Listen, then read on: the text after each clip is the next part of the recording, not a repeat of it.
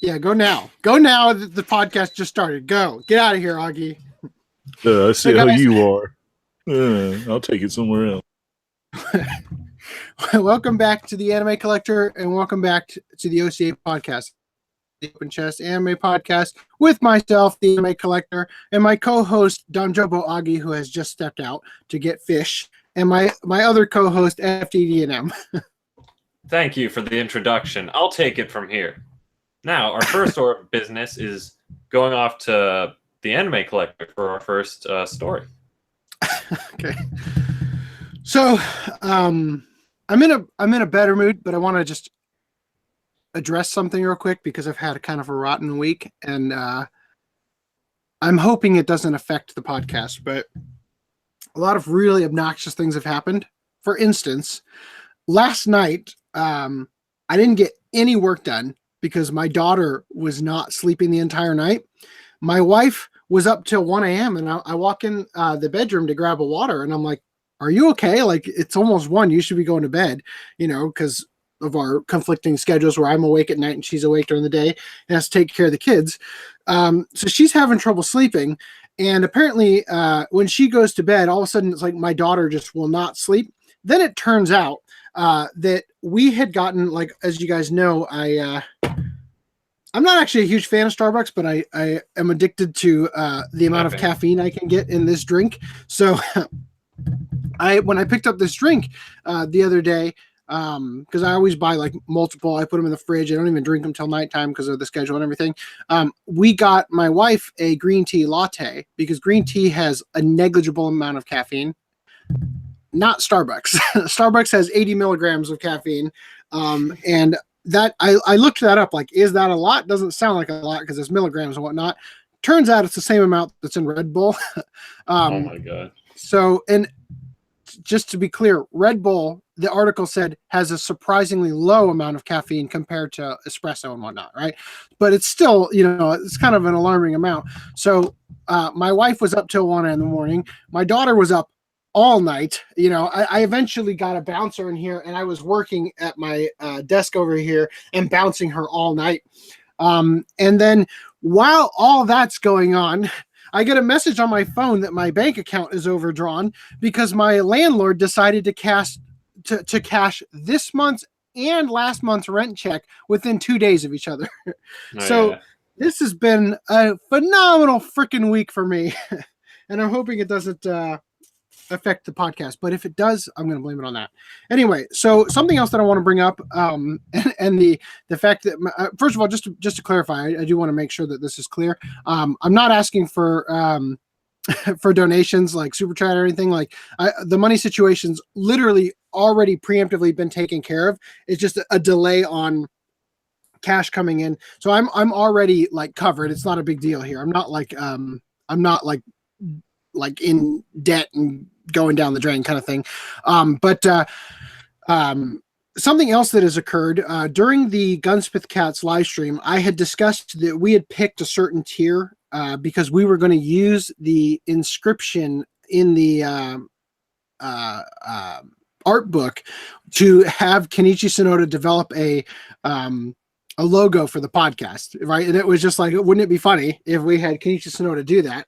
And we literally just let him do whatever he wants, and we would use it as the podcast logo, including things like saying, interpret open chest however you interpret it, whether it be an open treasure chest or a bare-chested man or whatever it's going to be.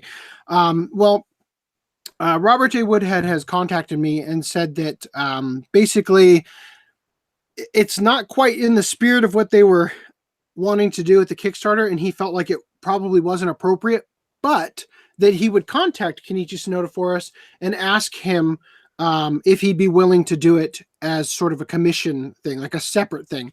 So I've got an amount that I'm willing to pay. I have no idea how much it's going to cost, but I just wanted to bring it up now because depending on what the cost is, I might bring it up in the next podcast and say, like, hey, if you guys are interested in this, give us your feedback, like how we should handle this. And potentially we might open it up for donations just if it's a little over what we want to spend. But we'll cross that bridge when it gets there. I'm curious what you guys think. Like we've gone almost a full year on this podcast. We started the podcast on June 1st. Yeah, June 1st last year. So technically the next podcast is podcast 26. And since we do these every other week, that's 26 weeks times 2, 52 weeks, which is 52 weeks in a year. But then the next podcast after that one is the day before June 1st. So it is technically the next podcast that's the official 1 year mark, even though the math kind of goes weird because of the every other week thing. But I'm just curious, what are your guys' thoughts regarding actually getting a logo, and would it be worth it to actually be able to say Kenichi Sonoda designed our logo and all that kind of stuff? So I just want to know what your guys' thoughts were on that.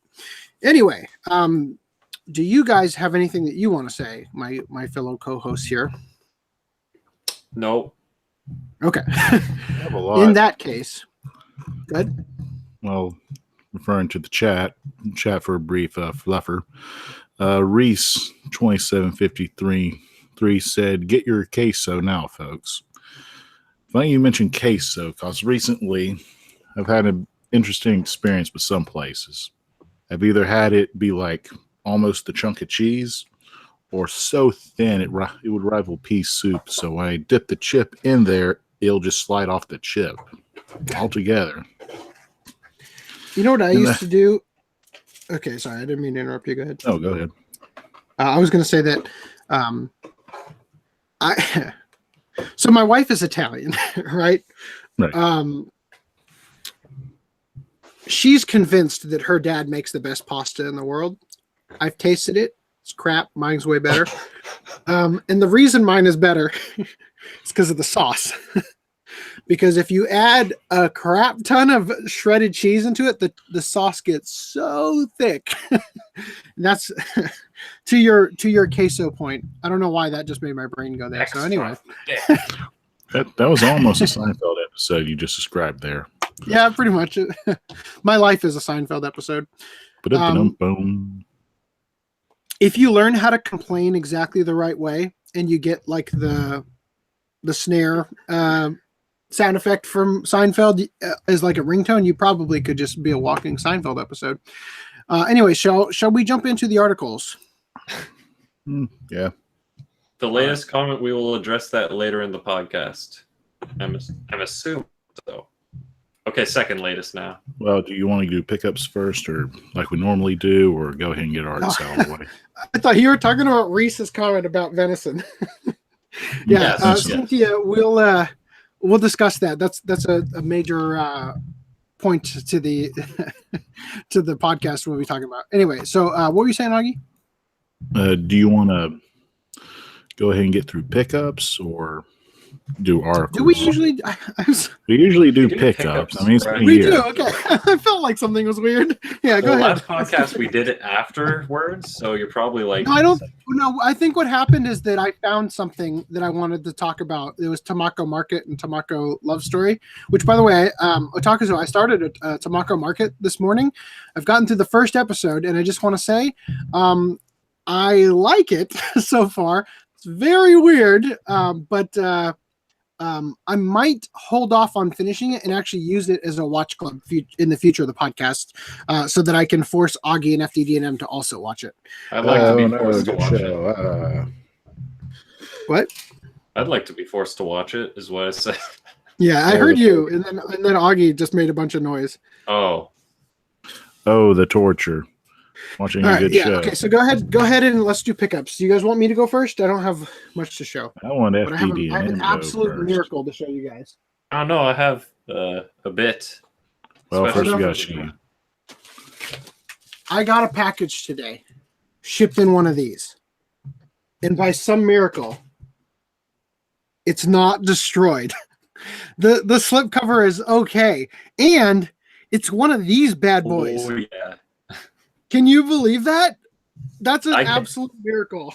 Now, Brad, I can believe that because you remember how I got that My Love Story premium box set like 3 separate times because it was damaged every time.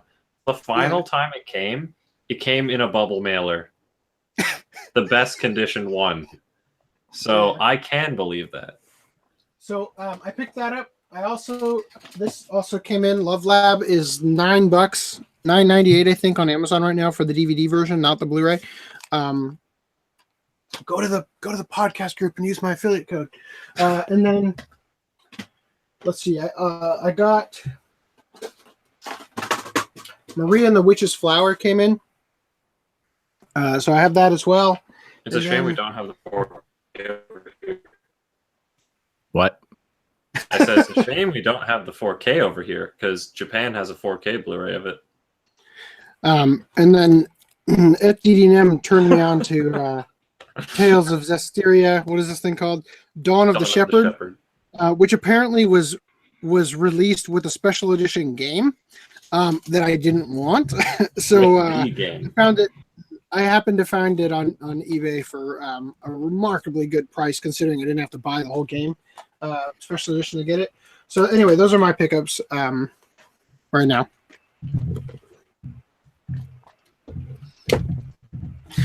F-man. Next, F-man. go. Is my connection really bad again?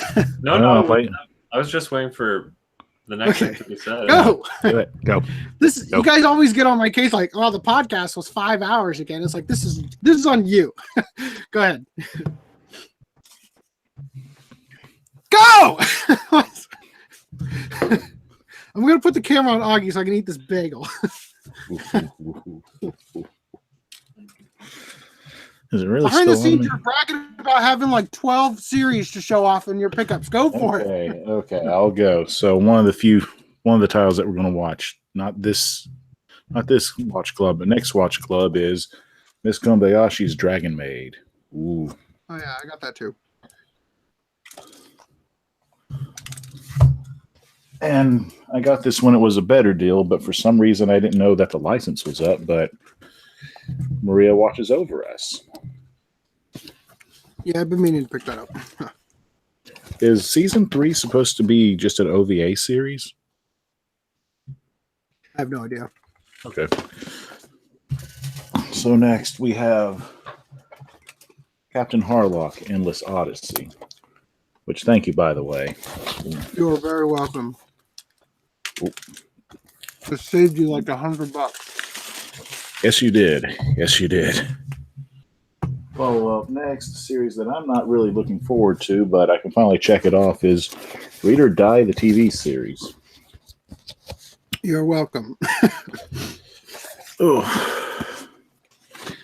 And a follow up to that would be Read or Die, the movie.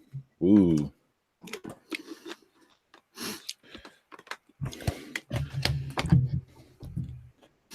Around the corner is Ghost in the Shell 2, Innocence, the music videos. So now we can blame MTV for our philosophies. The music videos are literally just the soundtrack to clips of the movie. All right. So next up, once again, thank you, AC, because I didn't have to get this in public. Princess. This reminds me of something I recently learned. Oh, yeah, Mr. Mines can be female, but I don't know why Mr. is a part of the female, part of that Pokemon. Real quick, I just want to address something. Well, hold up. FDD&M just said, okay, he must be talking about it.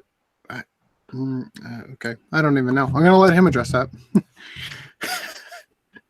He said a wild animal that wanted a jar open just walked in. Anyway, so you were talking about Princess just now, right?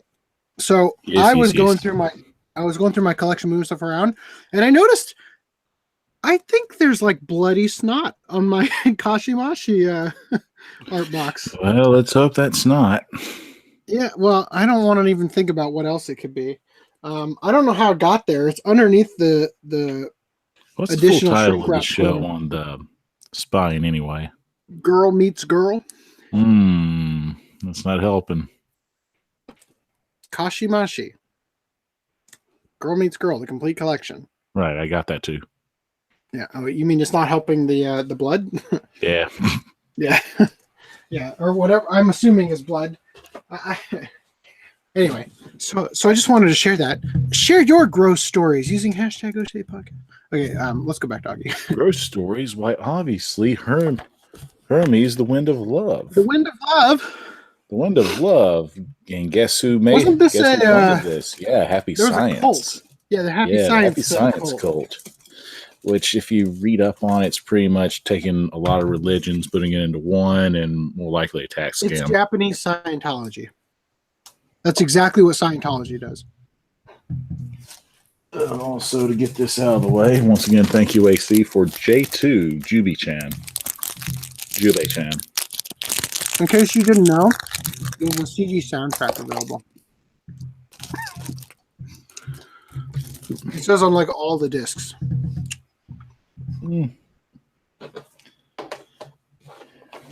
Follow up another manga entertainment title would be Macross Plus, the movie, which I thought this was included in the 2-pack, but no, it's a separate release. So thank you once again, AC, for confirming.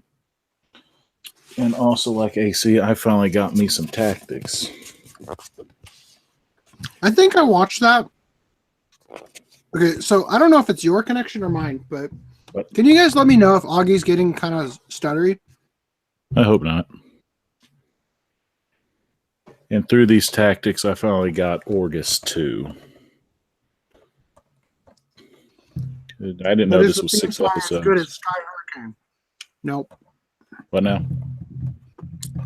The theme song to the original Orgus is one of the best anime theme songs ever. Oh yeah, you can light them. You can have a lighter and just flare it in the air, and it wouldn't sync up. And last but not least, another Genion for this podcast is Stevia. Thank you very much, Lekonsky, for this. Yeah, That's Stelvia. Stelvia. For the record, for how this Did you call it Stevia? Yeah, I got the good sugar. The sweetener? I think I have Stelvia, but I didn't buy that version. Well, I got this version, and if you let me demonstrate, this is how you open it. Slide top. Here I thought it would be like one of those old Ouch bubblegum type of tins where it just flops up, which you can open it, but you're probably going to tear this up. FDM, can you please clarify these things you're saying to us? I don't know what he's saying. No. Next. Oh, yeah. Did he get attacked by Yogi Bear? Yes. Yes. All right. And So that's the inside of it has like these thin packs, which if you open it up, it holds 2 of what you have. So this is one of those weird. Okay. You complete the collection, but we have the special box for you. But I think this one was released completely with all discs. I thought they had a volume 1 plus 10 version as well. How's that work? Simple.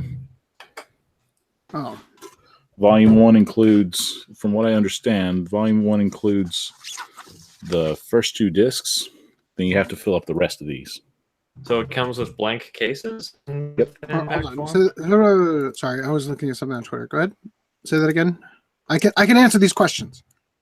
I'm just checking. Can you handle Life AC? Is Life rushing too fast? I have to hold on. I have to add your new tweets that came in so late to the. I don't even know if the Twitter moments are in order. Don't even ask me. That thing's a mess this year or this month because of reasons. This year. So you're saying that Volume 1 came with the empty cases. And you put them in. Okay. So to answer your question, it's Read or Die. Yes. It's I guess Read or Die did it too. Yeah, Kill Caramel was done that way. Kill Caramel. Kill Caramel. Yeah.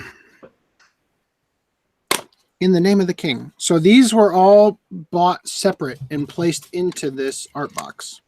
That's cancer. Which I think, it was cancer. It was really annoying that they did that because I finally came to the realization, because I don't know if you can tell, I'm running out of space here.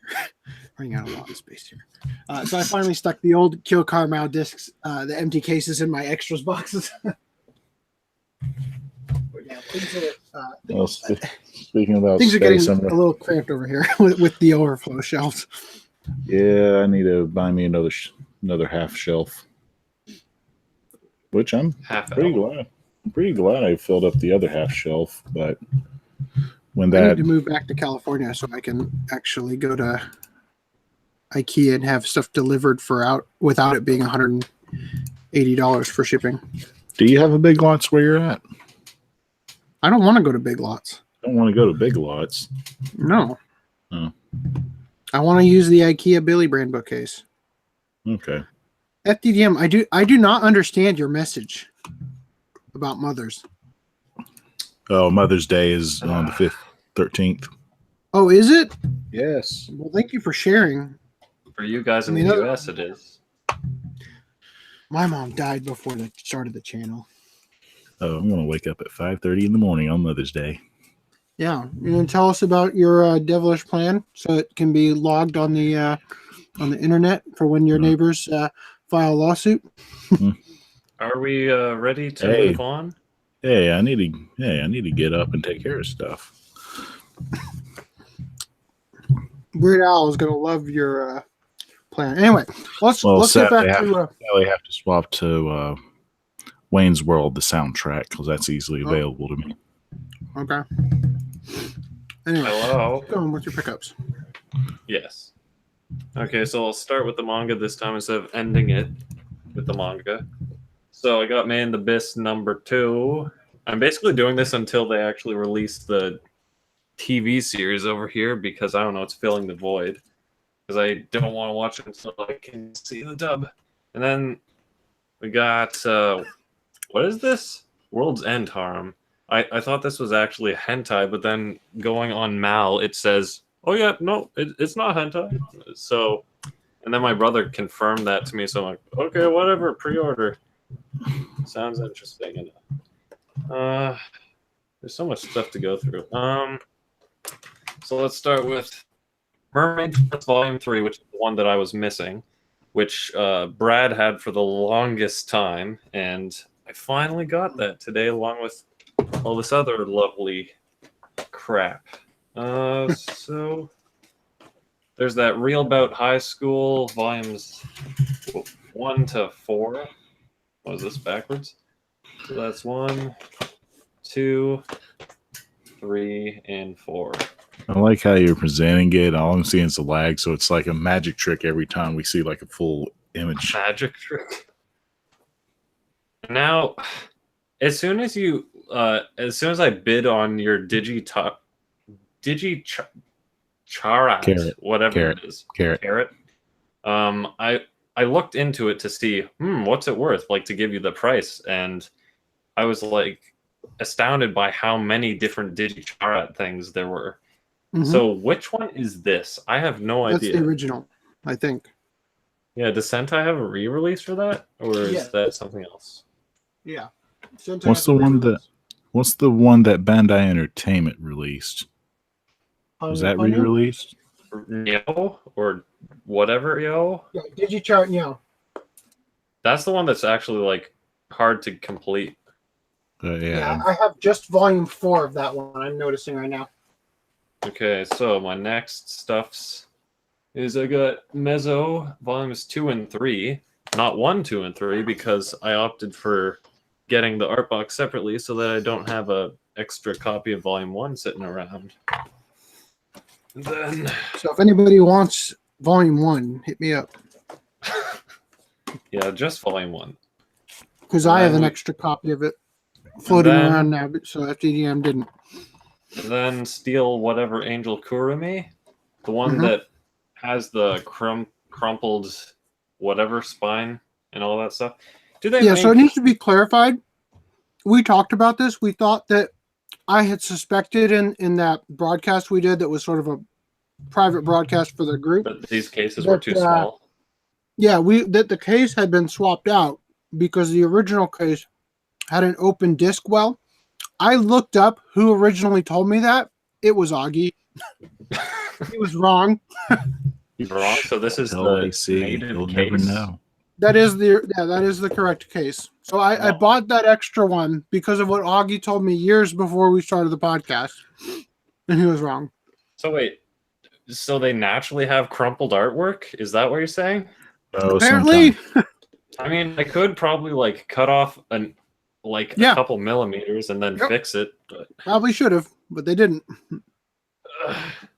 might as well get this out of the way. And then I think this one you already showed on your end, but the Tenchimoyo GXP doesn't matter if it is or not because I'm showing it again.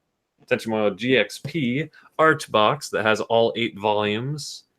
Because I had the one that had the like four spaces wide, but I wanted to go all out, of course. And luckily, all 8 volumes were included, even though it's just the first volume that I paid for. So that's a nice bonus. And then we got, oh Jesus, we got Brigadoon volumes 1 to 6, heavily damaged edition.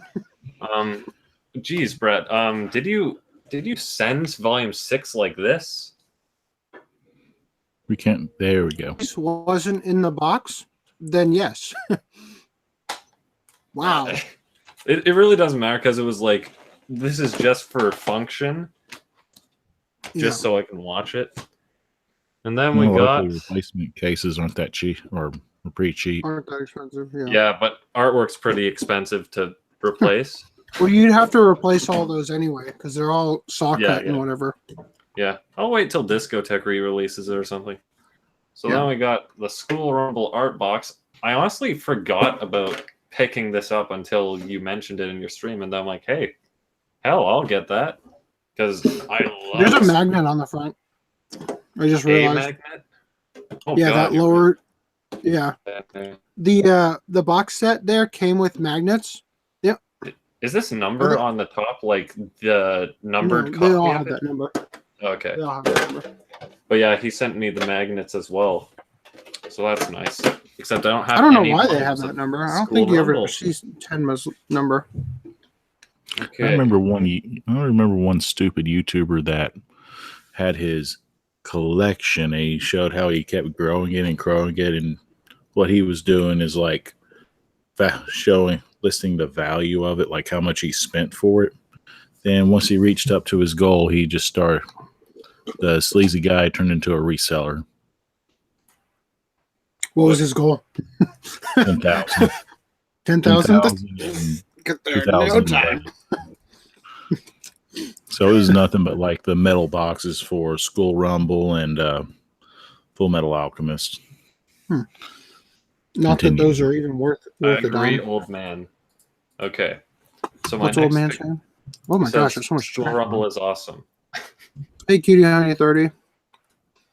Okay, so then I got the Dragon Aids Dragon Maids. And it includes the controversial line, unfortunately, but I don't care, whatever, blah. Well, there's more to the show than one line. I know, that's what I mean. Okay. And then this one, highly anticipated 4th Digimon Tri-Film. And it's probably going to be like 5 months till we get the next one, which is sad because I want more of this as soon as I can. And on the other theme of Digimon, I got Data Squad from Brad as well, in excellent case condition.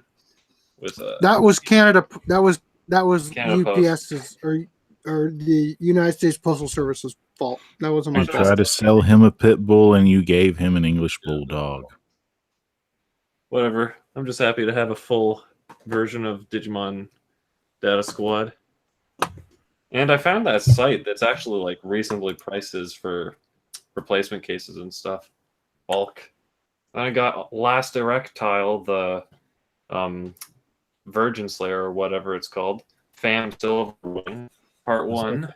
Is that the name of a character in that season? What, Virgin Slayer? No, Fam something.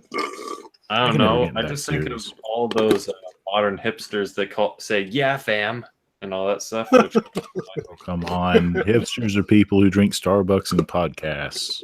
You're right. Okay, so the next one Yeah. I got I'm so original, Augie. Don't you mean next one I oregano? from Brad because the U.S. sellers that sell it for a reasonable price do not ship to Canada. Okami-san. Oh, Jesus. I don't think I ripped that or not. But that's another limited edition down. There's a little flap that was like completely bent off, but I super glued that. And then we got How well did super gluing work? pretty well. Because I have this Funimation box of the Dragon Ball movies here, and this bad boy, the glue they used back then is Not I good. believe the technical term is garbage glue. So Scientifically speaking, garbage. yeah. All right, so then I'm very happy to get these. Heaven's Lost Property Seasons 1 and 2 limited edition. Now, originally, this one I got from that site that Brad probably doesn't want me to say the name of, so people don't start buying from it. Don't And make me sound like such a bad guy. No, this is normal. This is the normal thing collectors talk to another about. so the UPC for this, I searched up on that site, and it came up with the listing I bought it from. And I noticed after I paid for it that it said in brackets classic, like anime classic version, because there's an anime classic of it. And it also said 2014 release, but this is a 2011 release. So I got really concerned. I messaged him up, and throughout it, we clarified that this indeed was this version. So I was really happy because it was a great price, because this is one of the more expensive Funimation limited editions out there. And this one I got from Brad. Do you have the Or movie? Do I have the movie? Not yet. Okay, because sadly they released one movie, but they didn't release the finale movie. Which Yeah, but I'm going to import the finale movie because it's actually like fair price to get it. okay. And then this is my last DVD haul.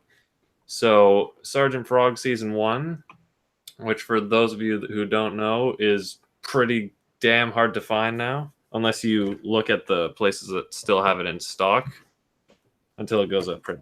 And Like I guess Funimation's website. Shh, don't let that go. And if this Don't even buy it counts, off of Fry's. this is like a Bitcoin enthusiast over here, except I'm using it for its actual intended purposes, gaming. So that's where half of my future pickup. What are you gonna do with your old? What's your old card?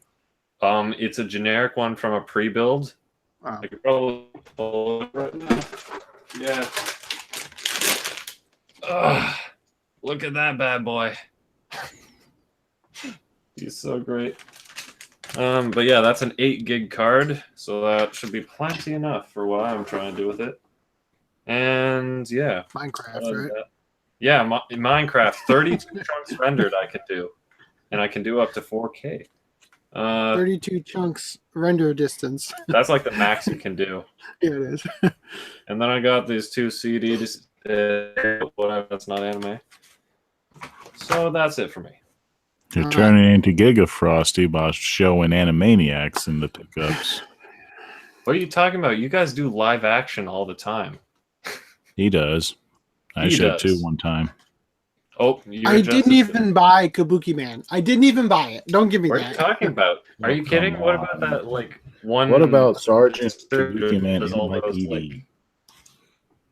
The what you That were one probably distributor that you referring like to is 1,000. when I bought the original movie that they turned into Kung Pao. Yeah, but you also had those movies that you're like, this is 1 in 1,000. Yeah, Oh, yeah, those yeah, collections. Those are all Japanese movies. They count. That's Japanese movie equal anime. Got it. Anime is Yeah. just part of what I do over here. Anyway, you guys ready to move on to articles? Yes. Yeah, show the artsy stuff. Starting off with Kickstarter news.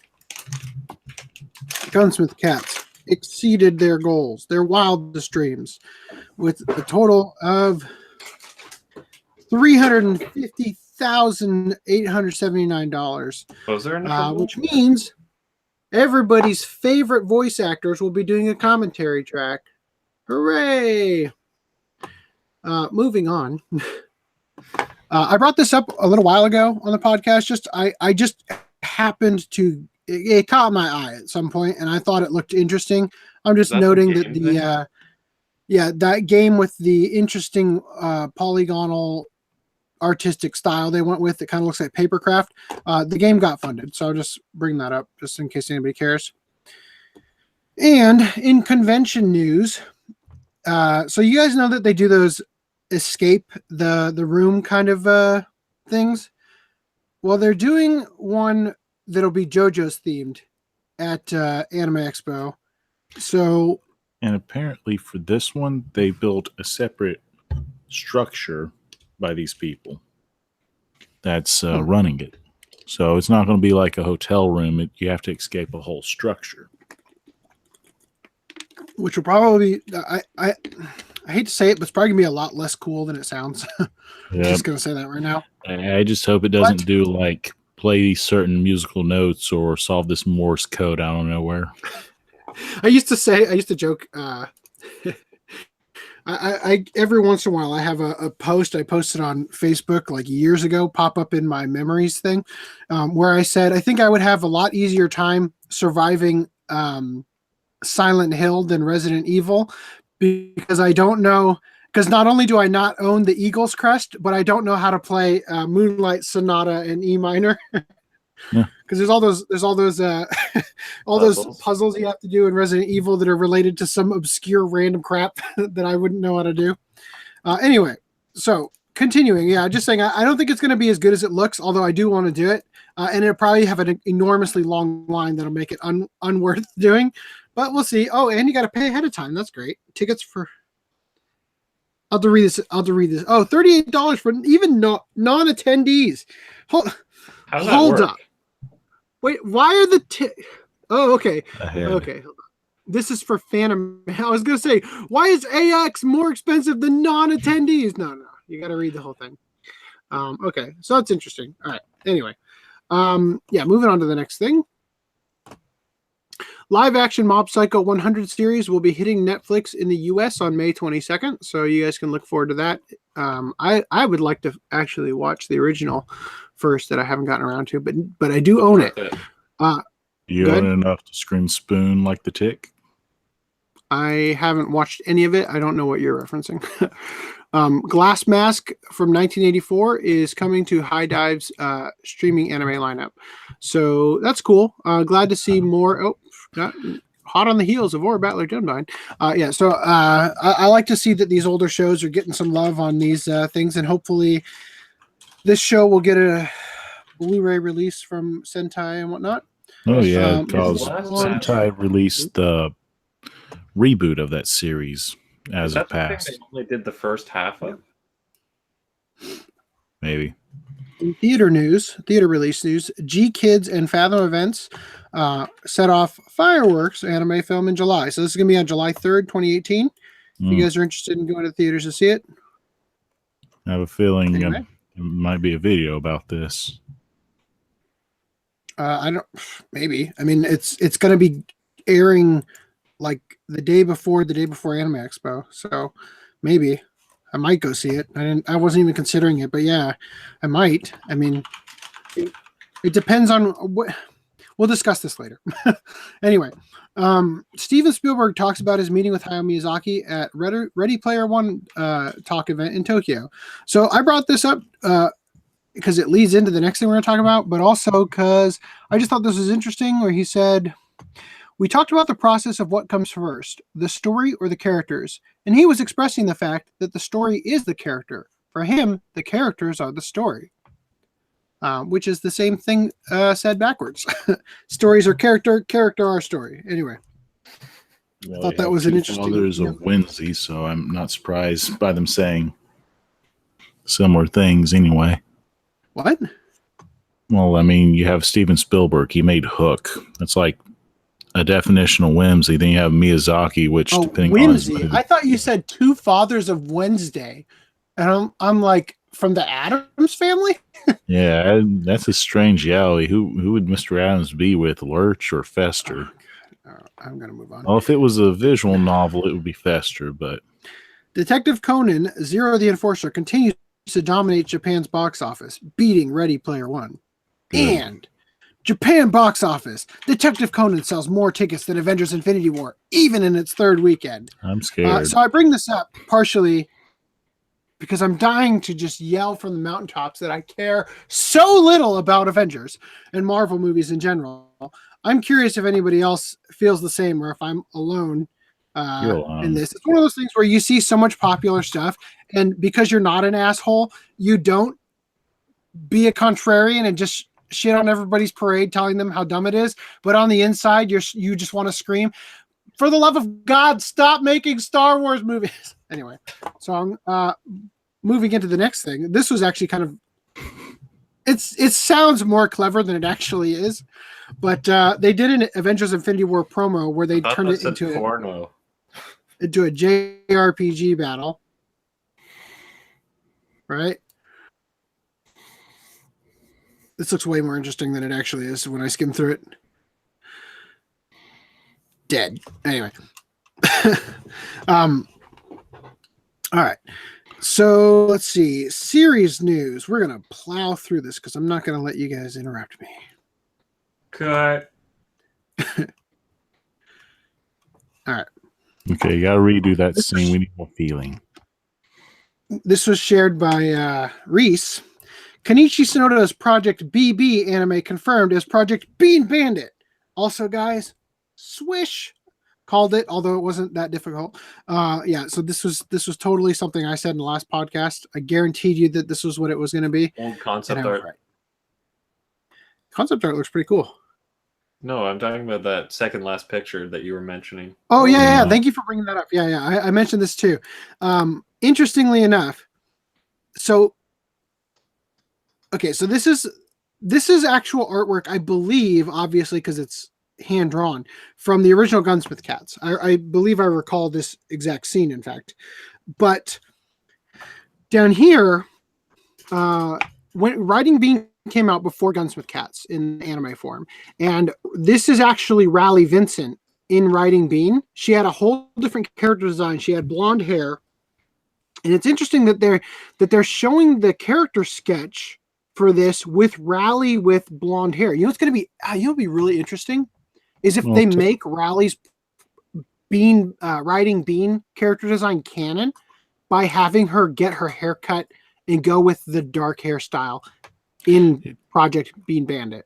It's strange that you say that, AC, because as I mentioned to you before in the third episode of Gunsmith Cats, towards the end where you see the brief news reporters, you'll see Gunsmith Cats Rally get shot up in a scene. Then it cuts to a news reporter, which is the old design of Rally. Yeah, that is interesting. I'll have to rewatch that. You brought that up. I didn't check it out after you said that, but I should check that out. Yu Hakusho 25th Anniversary Special Anime reveals key visual and episode titles. So here's what you get to look at. Aren't you guys lucky? Look at Kurama with his hands in his sleeves because he's cold. Hiei's not cold. He's a badass. He's got the dragon in him. It's not because it's cold. It's because it's the 90s. Now a sport that I actually do. Anime versus real life. So I'm just sharing these because I think it's interesting to see how much more often this actually happens than you might think in anime, and also how poorly this photo matches up to this one. They should have taken it from much farther back. It seems like this picture looks like it was taken from right here, like down the road. Anyway, but it's kind of interesting to see how often this happens, and I think it's on purpose to. Not only is it easier to create a very detailed setting like this by basing it on real stuff, because you don't have to think up what's going to be there. You can just copy it basically.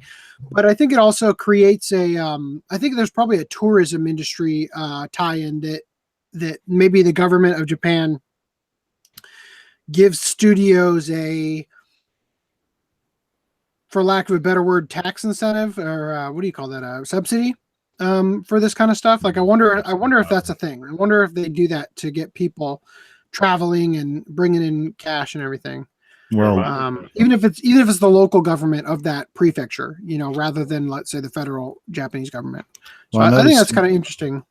I'm noticing some other anime with this. If you ever watch like Metabots, for example, when you have the character who boasts about octopus balls, they start talking about different regions and stuff. I think with Japan, it might be they might have an ego of which region you're in, kind of similar to how people act with college football or basketball.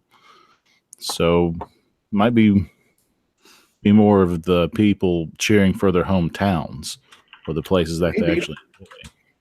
Either way, I like this because this kind of gives you more incentive to want to vacation over there. Yeah. So I would say, if I was the Japanese, that the trick would be to set all of your anime in the cities with the biggest population. Anyway. And then you have farming shows. Oh God, this just flashed something in my head. I'm not going to bring it up, but I worked on a project in like 2011 for a building that's really oddly, like even more oddly shaped than this. And I recently saw from the Facebook page of the business I worked at that construction had started in 2018 on the thing we had been working on since like 2008 probably. Anyway, I really wish Shamachu would get a release sometime, at least for season 1. You mean Amanchu? Amanchu, yeah. I don't think I could look at this face for a long time. She's like a Muppet. Yeah. All right. And another one. You don't have to be psychic to find Hinamatsuri's real world locations. So yeah, just again, I'm just going to quickly go through them. When I was working at said place I was just talking about, I learned that the reason buildings do this is to put more corner offices in case anybody. Oh, also, wait, this guy. I felt like when I saw this, I'm like, wait a minute, is this that guy from Steins Gate? Reese knows. What, the main character?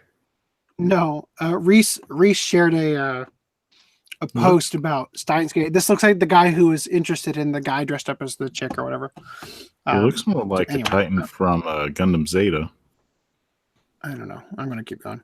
So this I thought was really interesting. Higurashi When They Cry crashes the set of Last Period TV anime. So this show is going to have an episode where basically the entire cast of Higurashi is going to actually debut. Like they're going to be in the episode. So the third episode of Last Period, entitled Hand to Mouth Life, will feature guest appearances by the cast from Higurashi. Anything to say about this, guys? Yeah, I haven't seen Higurashi. You haven't? Nope. Well, first. Well, that's what we're watching this October for horror/Halloween month. Already watched. So yeah, I don't know. I found that kind of surprising, but I looked at the images and I'm kind of off-put how Keiichi has brown hair now and his eye color. Like it looks so alien, but the other characters. This guy? Yeah, Keiichi. What color was his hair originally? Like, to a degree, it was brown, but it was like a brown gray. Like, you can easily Google it. Keiichi. And of course, Polly 2x4 is the one who wrote it, but I wonder if this. You mean this? Yoshiki. Kind of gray? But that's a horrible picture. There's no hope. It's the one closest to gray. I'm trying to give you the benefit of the doubt here. If you ask me, it looks perfectly fine. Hey, it's the character eyes that's exact, real or thing. if it's just people cosplaying, but I would have to watch the show to know. Yeah, well, I feel obviously, like it's different dimensional. it's drawn in the style of the characters for this show. Yeah. But his eyes are Which, yellow. by the way, looks like the last show I'd expect the characters from Higurashi to end up in. Yeah. Might as well put them in mechs, Higurashi and mechs. Can you imagine? Anyway, so I'm going to move on. Is that all right, everybody? Yes. Go. Backstreet Girls anime updates with new information and visual. Look at that thing. So God, I'm the guy sorry, in the but I background just looks really like want to see this Kira show. from JoJo's Bizarre Adventure. I just got to see this. This looks so ridiculous. Well, you've heard. I bet you anything it's going to be awful, but I still want to see it because I just want to see this guy, and I want this guy to be my new avatar, but I'm not going to do it because I know as soon as I sit down and watch the show, I'm going to change my mind. Well, we did talk about the premise of this before. Do you remember, or do you want me to give you a refresher? Do a recap for everybody else. Okay, quick recap. 3 guys squatting. They're in the mafia. Or in the Yakuza. They had a bad deal, so they had to move to either Vietnam or Korea to get a sex change in order to live. And they're pop idols. So these 3 guys become these 3 girls. Yep. So they probably went to Korea because South Korea has some of the what do you call it? The plastic surgery there is like they're experts. Literally every pop star there gets the eyelid surgery, so they look Caucasian. Well, in the eyes. Go ahead. The double lid surgery or whatever they call it. Another reason so it must be good. Must be Korea. Another reason that a lot of Asians get that surgery is because sometimes they were born with like very narrow eyes. They keep getting headaches, so it's kind of a almost necessity to kind of get that out of the way so they can focus better. Or that's what maybe. It seems. Sorry, that's why I understand more flirting. Just picturing alternative solutions to this problem, like people taping their eyes open to study.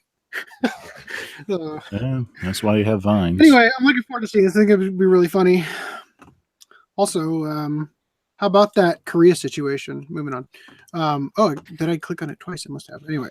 I just want to make actually, let me double check. Make sure. No, we're good. No, I saw a Cobra. Did you accidentally close that? No, it's over here. Okay. So Honda's essay manga Gaikotsu Shotenin Honda-san gets TV anime this fall. So this is a skeleton bookstore clerk Honda-san. Basically, it's like a story from the perspective of a bookstore clerk that is also a skeleton. So kind of looking forward to that anime. Rurouni Kenshin Hokkaido arc manga resumes in June, showing us that you can get charged with possession of child porn and still keep your career going. Moving on. Maid Sama manga gets new volume in August. Augie wanted to share this because for some reason he likes this show. Because it's great. Is that all you have to say? Oh, well, yeah. I took a bite expecting you to have something more to say. Rant. Yeah, I'm glad to see this. It means that there's a lot of people that are still interested in it. It has interest still sparked in it. It may be an anniversary for why this is, but if this continues, we might either get a sequel manga series of it or another continuation of the anime.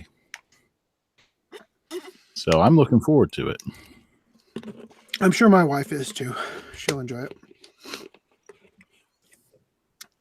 Kiyohiko Azuma's Yotsuba manga has 16.7 million copies in print worldwide. Yet to which only I its ask, spin-off is the to only which thing I that's ask, animated.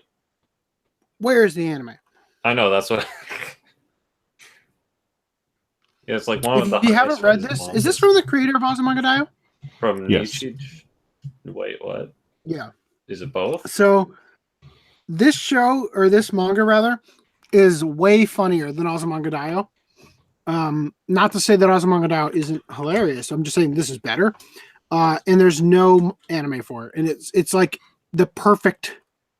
It would be absolutely perfect for an anime. Its spin-off got an anime adaptation, which is funny. That's true. What was the spin-off called? Box Chan or something? Yeah. Gainax's Princess Maker 5 is coming to Steam this month. So we're in the gaming news here. This Princess Maker, if I'm not mistaken, was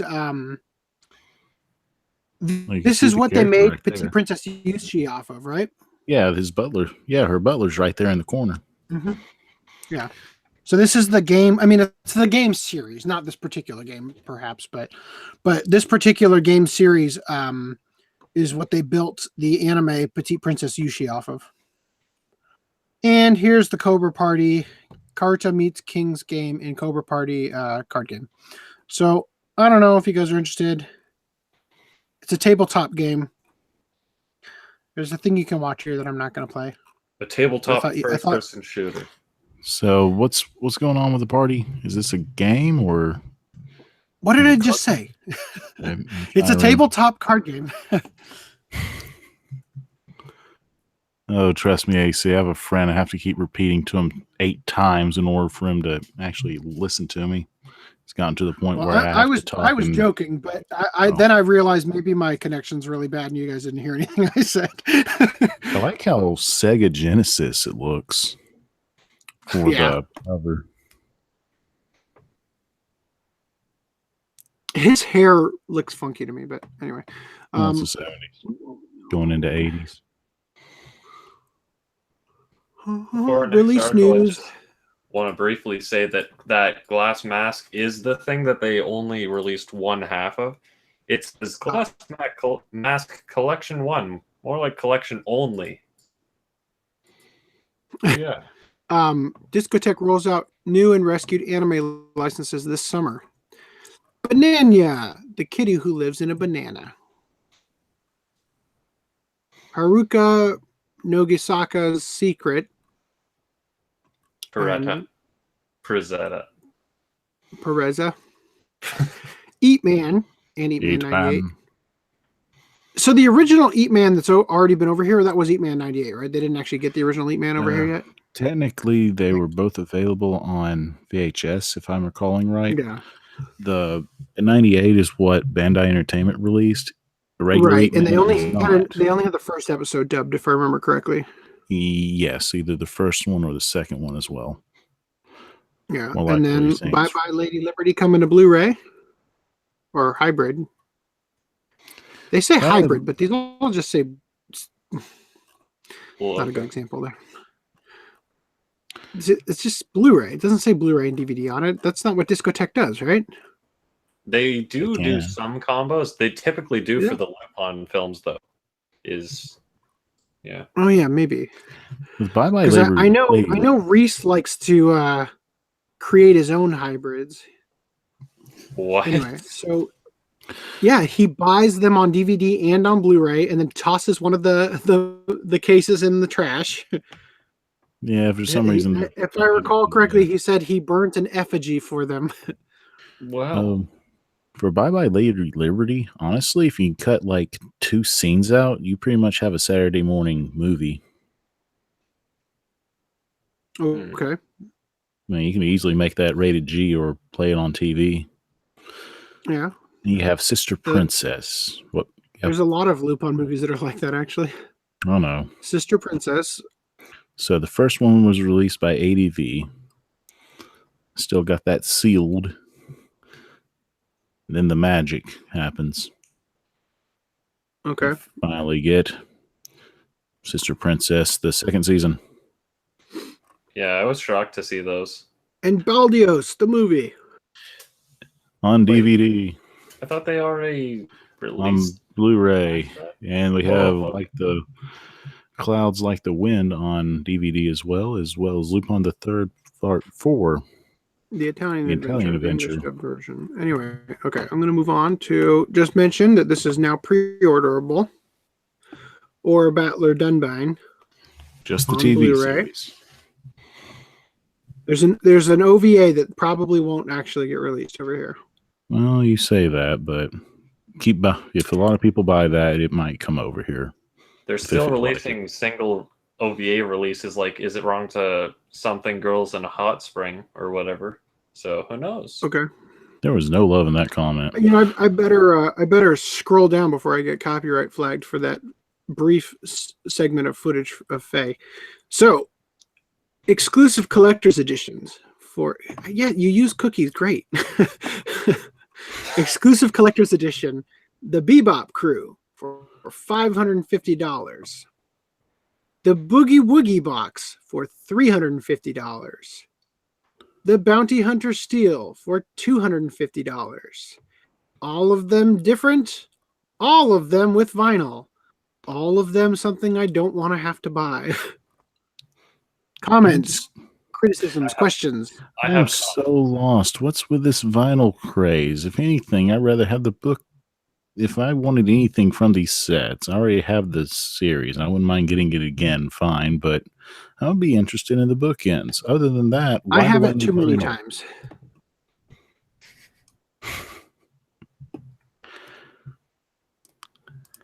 I'm going to get copyright flagged for this. I just know it. No, it's Vimeo. So this thing, these are the bookends, and it's literally because they haven't made them yet. This, I don't know what they're doing. I didn't care enough to read it, but it seems like they're doing this thing where you have to pre-order it to reserve it. They're only going to make like 1,000 apparently.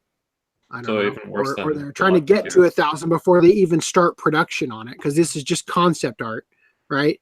And so the bookends are just pictures of. I don't think this is going to be nearly as cool as people think it's going to be. It's going to get. I mean, it is $550. I'm just done with the bubble here. I'm done with it. I'm done with this limited edition bubble that companies are they're just pumping more and more air into. It will burst. It will hurt. Bubblegum crisis. No, it's cheaper than this, but way cheaper. I find it strange that they're doing this, but still sort of cheaper than what they're doing for Legend of Galactic Heroes, but at the same time, with the different versions, it might equate to be about the same. Well, here's something I'll say. At least they have something that'll go in my bookcase. Hey, Legend of as well. You just have to take it out of the box. These have vinyls. Yeah, you can't put in the case. Which I'm not willing to do. Anyway, so I think this is. I don't think it's worth it. I can't imagine this could possibly be any better than all the previous releases, except that it has Knocking on Heaven's Door, the movie, which previously known as Cowboy Bebop the movie. So it's got the movie. Other than that, which already, by the way, has a Blu-ray release from whatever company held it, Bandai or whatever had it. I think it was Miramax. Sony. I think you're right. I'm not going to look for it. It's behind the overflow stacks. So I don't know. I'm done. I'm done with rebuying stuff just because it's the 20th anniversary of some crap. Because I guarantee you in 10 years there'll be another thing, you know. And it's just a cash grab, and I don't like it. I mean, we already have the Amazon exclusive, the Funimation exclusive, all the stuff from the previous set, and I just don't expect this to be any better. It's just a cash grab. And let me ask you this: has anybody ever cared about lithographs ever? Does anybody care about these? They're shiny. But who actually gives a crap? All they do is take up space, and it feels like something that you can't throw away. Well, wait a minute. I understand your other grumpiness about this. They don't have stickers. Ugh. Yeah, I'm kind of glad to see. Kind of glad to see that they took the sticker chart out for this, which wouldn't make sense for this series anyway. All right. Can I say my comments? Yes, please. So I like the fact that it can give us a case that isn't like the Amazon one is fine, but I hate how I have to open it this way instead of just being able to pull the cases out of the side like the other Funimation LEs. So that I would have liked. However, $250 baseline, that's still too much, because the Amazon edition you can get for like $100 or something, and that's perfectly fine. Sure, it has the not Heaven's Lost Property movie. Whatever the Cowboy Bebop movie. But it's just like you said, it's a waste of money. But the thing is, they have 3 limited editions, so you literally have to get the top or you have the bottom, right? So it's pointless to get any of the middle edition or the lower edition. Right. And no one wants to get that top edition. Why have this? You're right, because it comes with a unique display rigid box with metal clasps. But it doesn't matter if it's not the top. I know, you're right. The whole reason for point. this... It's like you're either... It's dumb. This is dumb. Nobody wants something called the Boogie Woogie box. Nobody wants that. Well, and the thing is, here's the thing. Here's what's frustrating about this. All of these are literally the exact same thing. These discs is the same as this. And it's the same as this. With different skins, it's the same thing. Guess what? This vinyl here, oh, this one's red. Guess what? This one's blue with a little bit of a swirl. And this one's like Technicolor. Ooh, they're the same thing. You're just re-skinning it and charging more because you're adding in some other crap people don't want. Nobody wants this. Nobody wants a unique display rigid box with metal clasp. Nobody wants that. AC, the whole reason behind this is it's the 20th anniversary.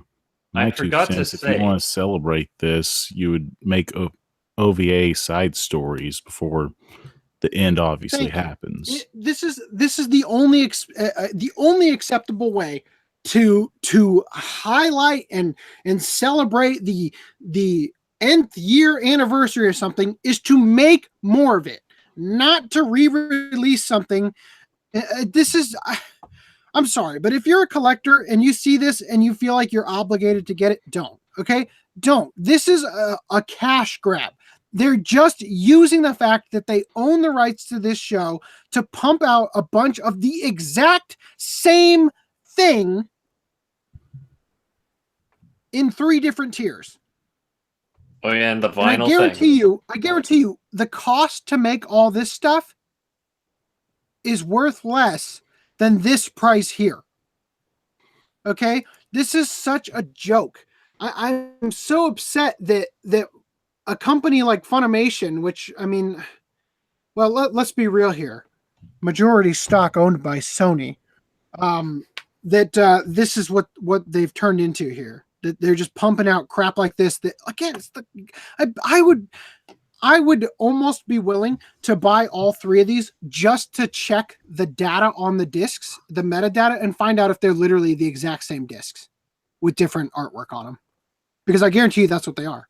I don't see why they wouldn't be. But yeah, the vinyl thing I forgot to say is that like most people want to, put it on their computer and then put it on their phones or something and listen to it. But you can't do that with the vinyls. And like 2 people are going to have the vinyl player, but because it's a Blu-ray box and because it's the collector's edition, whatever, these people obviously want quality. But when you have vinyls, I have to like go back to the 80s or whatever and grab my record player, Okay. You do realize that there are converters that can hold up. Take records. Let me just say, FDD&M, I used to think the exact same way that you do, and I don't think that it's invalid to have that argument. However, I did I visited a Barnes & Nobles and noticed that they actually do make modern versions of record players that they sell there. Personally, okay, so here's the thing about records. On a CD, data is digitized, so it's represented by pits and lands just like a DVD or a Blu-ray, right? Mm-hmm. So it's literally just like it goes in, it comes out, it goes in, it comes out. And that represents to the laser a series of binary codes that is translated into the audio. That one's analog, yeah. On an analog, it has curved pits and valleys and land and all that stuff. So that does have a more clarity, a richer sound, all that stuff. But I don't care. I'm not an audiophile. I know some people are. But you know what? If you were, first of all, this probably has already been released before. I would almost guarantee it, the way that soundtracks go. And second of all, sell it separate, Funimation. Just sell it separate to the one guy out there who actually wants this. And look, he's got 3 choices of the exact same thing. I think I've belabored the point. I also think it's kind of funny that literally, look at this. Boogie Woogie box, look, the same thing but in color. Oh my god. It's the same thing but in color, and the layer is in front of the the records on this Just one. one real quick after I mentioned how all the Cowboy Bebop labels on every release are cancer because it's the Japanese. I want to look at a glance and see it says explicitly Cowboy Bebop because I am brainless. I need something to tell me you are Cowboy Bebop, right? But at least the cheap one says just Cowboy say that's in Bebop. English. I know, yeah. That's why I was like mildly applauding that version. But back to the vinyl thing. The thing about audio is that I learned in school is that essentially at a certain point it's indistinguishable, the quality. Like it can go like 20 megabytes per second and you wouldn't notice the difference from 320, right? So the thing is, if you're like me, you can extract a CD at really high rates. Flat quality. I do FLACs. So that's essentially like as good as you're going to get. Even if you put on a vinyl compared to a FLAC, it's virtually the same. I mean, sure, you can probably, some other people that are vinyl enthusiasts can probably say otherwise, but honestly, there's literally no point in vinyl for me. It's just a collector thing. Like, yeah, sure, it's nice to have the vinyl, blah, blah, blah. Anyway. Look, and this is kind of like the laser disc thing, and I think that we should illustrate this point. A lot of the collecting that I do these days is not even about getting the thing so I can watch the product. It's about the collecting experience. So it should be, I think it would be valid to at least address the point that a lot of people who collect vinyl, they're not even necessarily listening to it. You know, they're collecting it. Same way as, I mean, I would argue that a lot of the people who are collecting laser discs are actually watching them.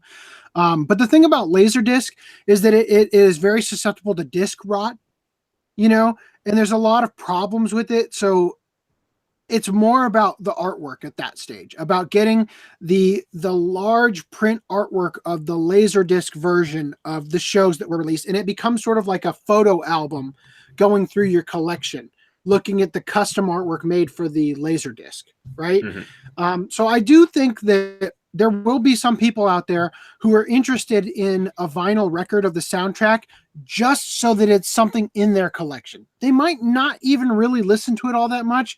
Most people who have vinyl records probably have one or two records that they listen to a lot, and the rest of them just sort of sit and gather dust, you know, but it's part of their collection. And I don't mean to diminish anybody's collection by saying that I don't see a value in this crap here, but I am still just saying that it's disappointing to me that Funimation is attempting to pass these things off as a great exclusive collector's edition when they're all the same thing, just reskinned.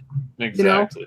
And that to me is really irritating. And I think that, you know, people are showing them that in that they've got 273 pre-orders here or whatever, and 64 of this one and 9. And it's funny. It's exactly as you said. People are either going to get the highest tier or the lowest tier. You know, and you see that in the numbers here. Only 64 people actually care about this one, you know? And so anyway, I think we've belabored this point. I've made my let's find out why 1,000 units. In order to get the products manufactured, we have to meet a minimum order number. Yeah, so as I suspected, it was 500 you said, didn't you? No.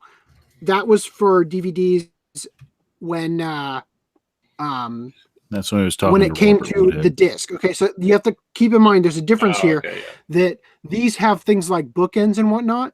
So they're going to want to, the numbers will change when it's additional products that are not just DVDs, because it's also vinyl and all that stuff. It's different. All right. So I will give them that. I do think that's a valid thing here. If the set doesn't hit 1,000, will it never be created? Yes. As mentioned above, manufacturing requires minimum quantity. So if it doesn't hit the goal, it doesn't get made. Don't let it hit the goal. Oh, thank God. What if none of these sets, happen. I want to hear this one, then we're all going to carry that weight because none of the sets will be made. Let's hope. Let's hope that that's how it ends up going. I hope it doesn't just stuff from the show to answer that. Look, I'm just saying that yeah. Never mind. I want to not work just so I can say that I have a copy of every Funimation limited edition. And I'm talking about the limited editions, not the cancer editions. Yeah. We'll go Well, through I'm the just other saying, two like, look, questions. if Don't it leave us doesn't get hanging. made, guess what? So they're saying here, oh, we all have to carry that weight because none of the sets will ever be made. Guess what? At the 30th anniversary, guess what? There will be another set. Okay. I guarantee you, 25th anniversary, even, 25 years ago, Cowboy Bebop came out, and then they're going to almost just pretty much pretend that that this whole thing never happened. And hopefully they'll take our advice and not do this crap again with 3 things that are the exact same thing with a little difference here. I can't. So, okay. Well, I will say this. Now that I'm actually recognizing what this is a carrying case of all of the stuff would fit in here. So I guess there's that. I guess there is some credibility there that I can understand why somebody would actually want that if you were one of those collectors who wants the coffee table piece, which I'm not. I'm absolutely not that guy. But I will say that now that I've recognized that this is actually a clasp, yeah, okay, yeah. See, for some reason I thought this was like, I picture this as being like a it's a DM science screen project, like the displays where they have. I thought these were folded out towards us, and that this was literally just like a cardboard. That makes more sense. Okay, so Okay, I will Chris, redact you're my playing comment Judge, regarding roll your the dice to Boogie see if Woogie you box get the on that person. thing. Say what? I think I accidentally said something out loud. I was joking that with what you're saying, I can see someone, if it was that size, use it as like a game master screen or a dungeon master screen. Oh, yeah, no, that's what I'm talking about. That's what I was thinking. I thought it was one of those. I thought it was folding towards us here because I couldn't see the bottom of it. But yeah, I see now that it's actually like a sort of a hexagonal, maybe shaped box that actually looks like it holds the. So Funimation, I'll give you that. Okay, at least you considered for that type of collector. Although I will say that there's a bit of decision fatigue that comes with giving me 3 options that are wildly different in price and all the same thing. All right. Anyway, so I just want to see what else he's saying. Yeah, go for it. Sorry, what? Go for it. Yes. Do I have to pay immediately? No, your information will be gathered, but your card will not be charged until the set reaches its goal and is confirmed for production on May 31st. Can I reserve more than one? Yep. You got a woo on. They only allow that because they don't think they're going to meet their goal, right? Yeah, I don't know. I'd be surprised. So I think this is going to be something that we'll have to keep an eye on this because the last podcast is May 31st. So they only have until that day, I'm assuming. So the last podcast part of this month, I should clarify, is on May 31st. So we should keep this the podcast.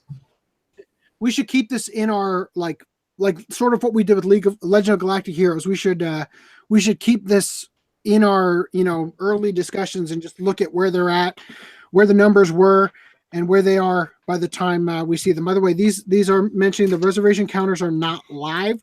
This one was last updated at 4:30 Central Standard Time. So we will have to look at these numbers as time goes on throughout the weeks. Okay. Anyway, and I'm going to. I'm going to regret clicking on this. Oh God. What if I just want to buy the soundtrack? We can only sell this soundtrack vinyl bundle with the collector's edition. Vinyl only set will not be available. What if I just want to buy the movie? We will be releasing the Cowboy Bebop movie as a standalone release in the future. Okay, good. Because I want the slipcase version. Yeah, if there is a limit to the number of collector's editions that can be reserved or produced, no, because you're gonna obviously. Why aren't you doing?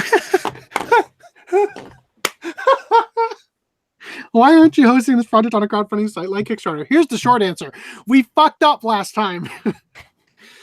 The short answer: we're not looking for crowdfunding for this set. By providing these 3 sets, we want to give you the power to choose what you're getting, which you could have done through Kickstarter. We're not asking for funding, and we're not answering a yes or no question. We're trying to figure out what kind of set you want. Oh, anyway. Hold on, you almost missed one question. When will I receive a copy? Oh man. Yeah, I didn't want to care about it. Random merch news. We're making great time on this podcast. We are. I just have to be enraged in order for the podcast to go well. AC. I feel like there's 20 items on random merch. Did you put the skulls back in? No, of course not. I don't ever want to talk about those again. So I don't want to show this, but pause. We're showing it. Pause. Discotech actually put the Fist of the North Star body wash commercial on their YouTube channel. Your body stings. So they'll license the live action shampoo anime. But that makes no sense. And also, I noticed in the last podcast that I made a joke about the how I liked how Rao's fist bursts out of the actual bounds of the body wash. That entire thing I said got totally like ripped out from the actual podcast, like because of the bad connection. Hey, look, we're live right now. Also, go ahead and like this video, everybody, and make sure to favorite and all that. I was about to mention that on the. Please subscribe. I know, I always forget. 3D data for Miss Caretaker of Sunohara, heroine Ayaka's life-size figure revealed. So by 3D data, they mean a model, a 3D model. So I'm telling you, they 3D print these things now. Like, if you're wondering why the sculpting quality has gotten so freaking good on figures, it's because they're 3D printing them now. They build them in the computer. They build them in the computer, and they can. The nice thing about sculpting in a computer is you have the undo button, you know. So they sculpt them in the computer, and then they 3D print them once all the details are signed off on and perfect. You know, saves a lot of money. I'm starting to think Japan doesn't have any milk shortages for a while. Yeah, because this figure, which by the way is life size figure. So if I asked for a milk dud in a theater, would I be arrested for sexual harassment? What? It's a trick question. Maybe. Okay. Err on the side of That's how I caution. go in life. Anyway, so this was from the same day as our last podcast, but it was an article that I guess came out. I don't think I talked about this in the last podcast. If I did, I'm sorry. But this figure came out of Green from it's basically Gary from the game, because you played as Red and not Ash, right? And Green was the rival's name, but as they're making a reference to Professor Oak not remembering his grandson's name. To me, that was also like I don't remember my rival actually getting an Eevee. Yes, he gets an Eevee. In which version? Because they always had him get the other one. Like, you get Charmander, he gets Squirtle. You get Bulbasaur, he gets Charmander. He gets either version. He ends up getting Eevee when you fight him in the Elite Four. I think he has like a Jolteon in most cases. Okay, it's been years since I've played. I literally have not played Pokemon except the last time I played Pokemon on Game Boy was the Japanese version of Pokemon Silver, which I got before it came out in the States. To me, this guy. Good. To me, this guy is probably the best rival and champion in all the series, to my opinion. I like to think that this is his Yu-Gi-Oh! God, why is the name of it? Millennium Puzzle. Millennium Puzzle. Damn it! That joke would have been way funnier if I had remembered that. I thought he was going to say Emotional Crest. I forgot what that's called. Anyway, moving on. Come to the Velvet Room with Persona 5 Caroline and Justine figures. Beautiful. I want them. I want all the Persona 5 merch. Pre-order for $140. There's only one thing wrong with what you said, FDD&M. What? You didn't say Disgaea. Love Live Sunshine. You get new figure inspired by Blu-ray jacket illustration. Something about the angle of this photograph, that looks so weird to me.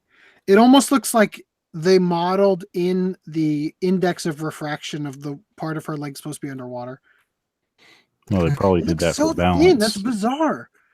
They really like I mean, look at how How butt? voluptuous is the word I guess I'm looking for. They tried to make her butt, and then her leg gets so skinny, and this leg looks short. Doesn't this leg look like? Okay, I'm gonna ruin this Hey, face. see, me and you have the same legs, but there do exist such legs No. as chicken legs. Look at this leg in the back, and now look at this leg, and tell me it doesn't look like she has a freakishly small leg on this side. She looks like she has creamy hamstrings. Okay. I'm Use I'm a really ruler. salty in this podcast. I'm sorry, guys. I'm glad I started this podcast with the. This one looked really terrible too.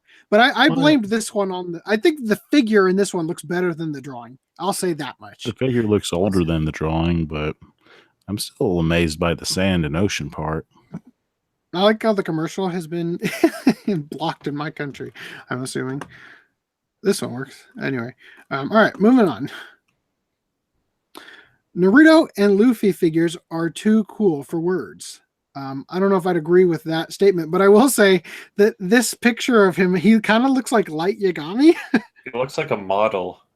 Yeah, doesn't this pose look like a drawing by Takeshi Obata? Looks kind of average to me.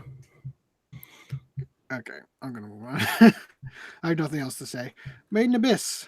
Here's some Made in Abyss stuff. And if Yay, you thought this Nachi. was a worthless figure, guess what? You're wrong because started that way too soon. There we go. It's transformable. Anyway, Classic. Macross comes to life in a 1/20th scale Valkyrie figure. Oh my! Now I just gotta say, if you were an anime fan in the 80s, you wouldn't even buy figures knowing that someday they'd look this good. Well, I don't know. I would buy the the Jetstream Transformer just to get a metal version of a Macross figure. This is neat. Anyway. Are you I like how familiar they with have that, this little- AC? What? For when they were releasing Transformers over here, somehow they got mixed. One of the things that they got mixed up was they ended up with a Robotech mech. So there's like a 80s commercial with all the Transformers, and out of nowhere you see like the mech from Robotech just show up. Oh. Eureka 7 kicks off Uh, high evolution gear with new sneakers. really? Also known as I just the read that. worst sneakers I've ever laid my eyes on. You step in a puddle and it's just dead. I thought it said Snickers. I was hoping for at least some candy out of this. Instead, I get a Am I show wrong? with. Are these not the ugliest, like, of all They the things you are. could do? Well, if you're 10 and you like this show, they're pretty awesome. But other than that, These look like unofficial, like, bootleg sneakers to me. That's true. I don't know why they're calling them sneakers. Those are obviously tennis shoes. I'm not going to argue semantics on such a stupid thing. But Almost looks like dance shoes from that angle. yeah, I know. Well, actually, this is the sole. I just realized this Oh. wasn't the back of the shoe. I thought this was the bottom Oh, I of the feel shoe. Like, silly. there's no traction whatsoever. No, but that's got to be the sole of it, like the insole. Yeah, on the sole. Anyway, yeah, I love this with the Jade X Eureka 7 logo on the sole that will get worn off in a matter of a couple months as your sweaty foot sits in that shoe. Anyway, so I showed this first because look what you could have done. A really cool Doraemon plushie. Ah, Almost looks like that old toy bear where you take the magic marker and mark on it and draw. And Yeah, just what throw was it in that the called? washer. Yeah, yeah, oh my gosh. Washables or something like that. Am I Dorai? The look on his face, he looks like he's having an existential crisis. I wonder when Disney will release the series that they brought over here. I freaking hope they release it ever. We can get Madoka Magica perfumes, guys.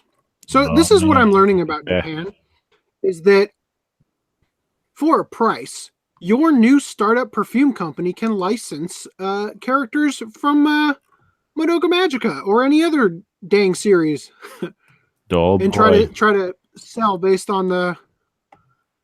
Anyway, gotta look fancy for the party. Berserk Guts collabs perfume. with Coca-Cola for limited edition bottle. I feel like I'm the only one in my area for this, but I really like those bottles. I don't know why. I guess because of the shape and some of the narrowness. With it being aluminum, it gives like a different cold. My OCD hates this bottle and this bottle for their bottoms. So Sdd&M, I feel like you've been interrupted about 5 times in a row now, so I'm going to let you go ahead and say what you want to say about this and the previous thing. I forget what the previous thing is probably, but yeah. It was the Doraemon thing, I think? No, Madoka Magica perfume. Oh, I was just saying a little comment of, they're going to make a Berserk Guts perfume next. Yeah. What's the I'll just say right now, the number of ideas that we come up with on this podcast that I would absolutely, in a heartbeat, do if I had disposable money to do. I absolutely would start the Guts line of Berserk what is it? Male cologne. There we go. No, it has to be perfume. I'm still looking for 24 the fragrance. I've never seen it sold in stores. I know about it. I've never seen it. It's 24 the fragrance. Smell like a patriot.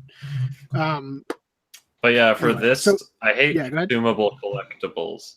Yes, agreed. I've reserved myself to not collect this crap anymore. Yeah. That's the reason why, actually.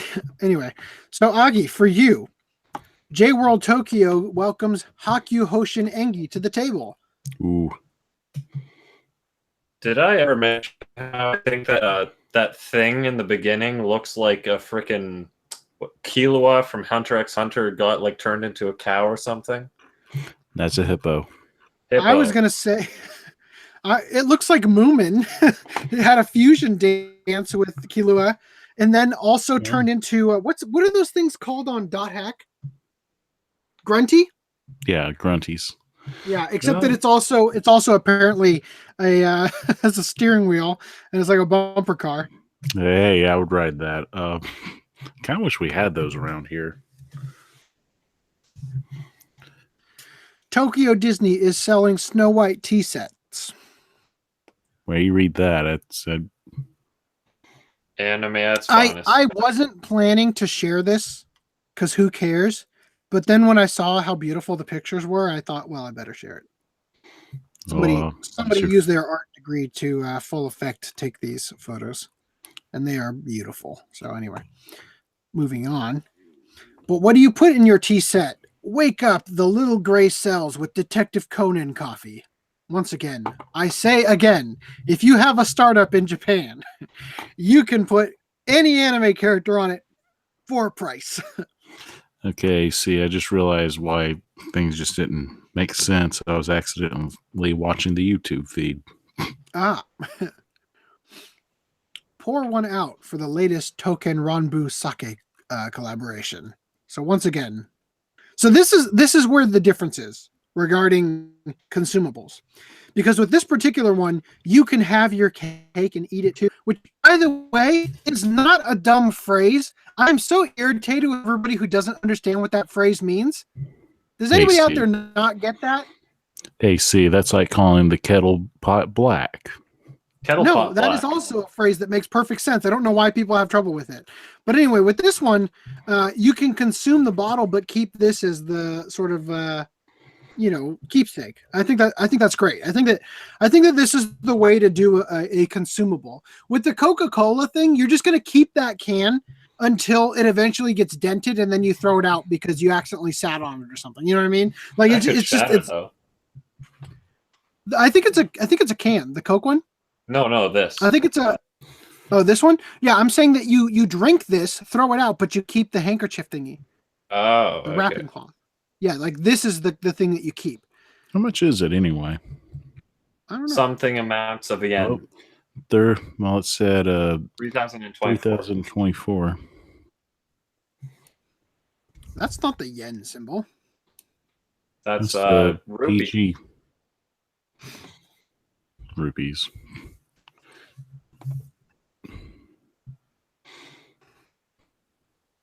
I just want to comment on That's how simple. There's no way it's $27. Well, This has to be like a symbol denoting like times 100 or something. cases of 100 only. No, it's like. Thank you for giving me this in Japanese. I don't have time to translate this. Beautiful. Circle it. The currency symbol is this Circle. one. Currency code. There's no way that's $27 for that doesn't seem right. Anyway, so regarding have your cake and eat it too, people say like, I don't want to have it. I just want to eat it. The thing is that if you've ever, my wife used to work at a bakery and they make cakes that you don't want to eat because they're so beautiful. You just can't bring yourself to cut into it, right? That's the point of the phrase. You can't have your cake and eat it too means you either get to enjoy the way it looks or you get to enjoy the way it tastes, right? So here, what I'm saying is that you get to enjoy the collectible and actually drink it, but then keep this as the keepsake. My mom got Show me your married. shoujo style with Marmalade Boy and Sugar Rune gear.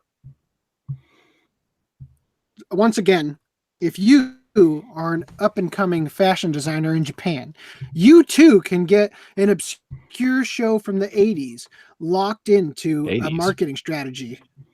I don't know. When did Sugar Rune come out? And Marmalade Boy. 2009-ish. Oh my God, it's Zoltar. I might have to get this for my wife. It's only twice as expensive as the wine. Might I not have to be show good that to my wine. wife. Anyway. Flaunt your magical girl style with the new Cardcaptor Sakura accessories. So here are some things. These ones feel like they're actual things that the Cardcaptor Sakura company right holder people decided to produce. And Jaeger and Mazinger Z team up in Pacific Rim Uprising new collaboration art. So Japan's really going all out for Pacific Rim. Let me ask this question, and I don't want to sound at all condescending. I'm just curious. Did anybody actually like Pacific Rim? I thought it was like, I enjoyed it. I just wish they didn't enforce a Hollywood romance in my giant robot movie. Actually, I felt like the main character didn't exist the entire movie. Well, I'll say this, Augie, fair point. I will agree with that. I felt like that was contrived. And I felt like the movie went on for a long time and all the stuff I wanted to see happened in like the opening. By the way, this reminds me, oh my gosh, I've been meaning to bring this up podcast after podcast after podcast. So early on in the podcast, there's a podcast where the thumbnail is a 3D image of me in Maya working on a model of Ava Unit 1. And I just want to clarify, I had talked about during that podcast that I was working on the video for Anituber Expo. I never actually got to clarify what I was doing in the podcast, though, when I was working on that. Just to clarify, I had planned a much more ambitious project, but if you remember, my daughter was just born during that time, and I couldn't do it. What I was going to do is I was actually going to recreate the portion of the short where Ava Unit Null crashes through the building, and I was going to recreate it to go over the process, but I was going to recreate it on the table in front of me in like real time and like doing a live action composite. So that's what I was going to do, but had zero time to do that because when my daughter was born, it was just like constant baby duty. So I couldn't do it, but that's what that was for. Anyway, who had me share this? Enjoy nature's small wonders at the Hakume and Mikochi Botanical Garden Tour. Okay, quick summary of. Well, now you removed the title. Hakume I can't read it. Quick summary of that. It's pretty much a modern day version of the Little Bits, just without them being children, but more adults. Well, since you're done, I'm just going to click on to the next one. What? Hey. Scroll down. I'm going to grab a water. Just talk. Okay, what I like about this article, even though it's all it's doing is just promoting a botanical garden, you're seeing more of the shows kind of promote the area, so another sense of travel. Like that other thing we were talking about earlier? Yeah, like the couple of articles that we've been talking about, which is fine by me that we're seeing more of this, especially since it's going to be vacation season, and I think we're almost ending Golden Week right now. Yeah. Oh, yeah, we were supposed to set up our podcast according to Japanese holidays. I forgot about that. Anyway, moving on. Anime industry report shows continued growth in overseas market. So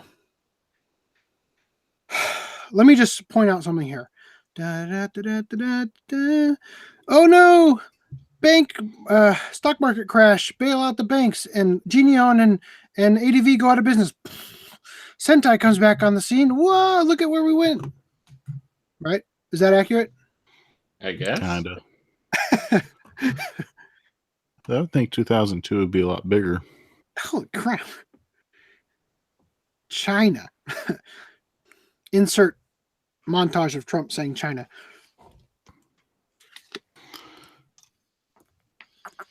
Well, Korea makes sense, and Taiwan, because that's where they animate it.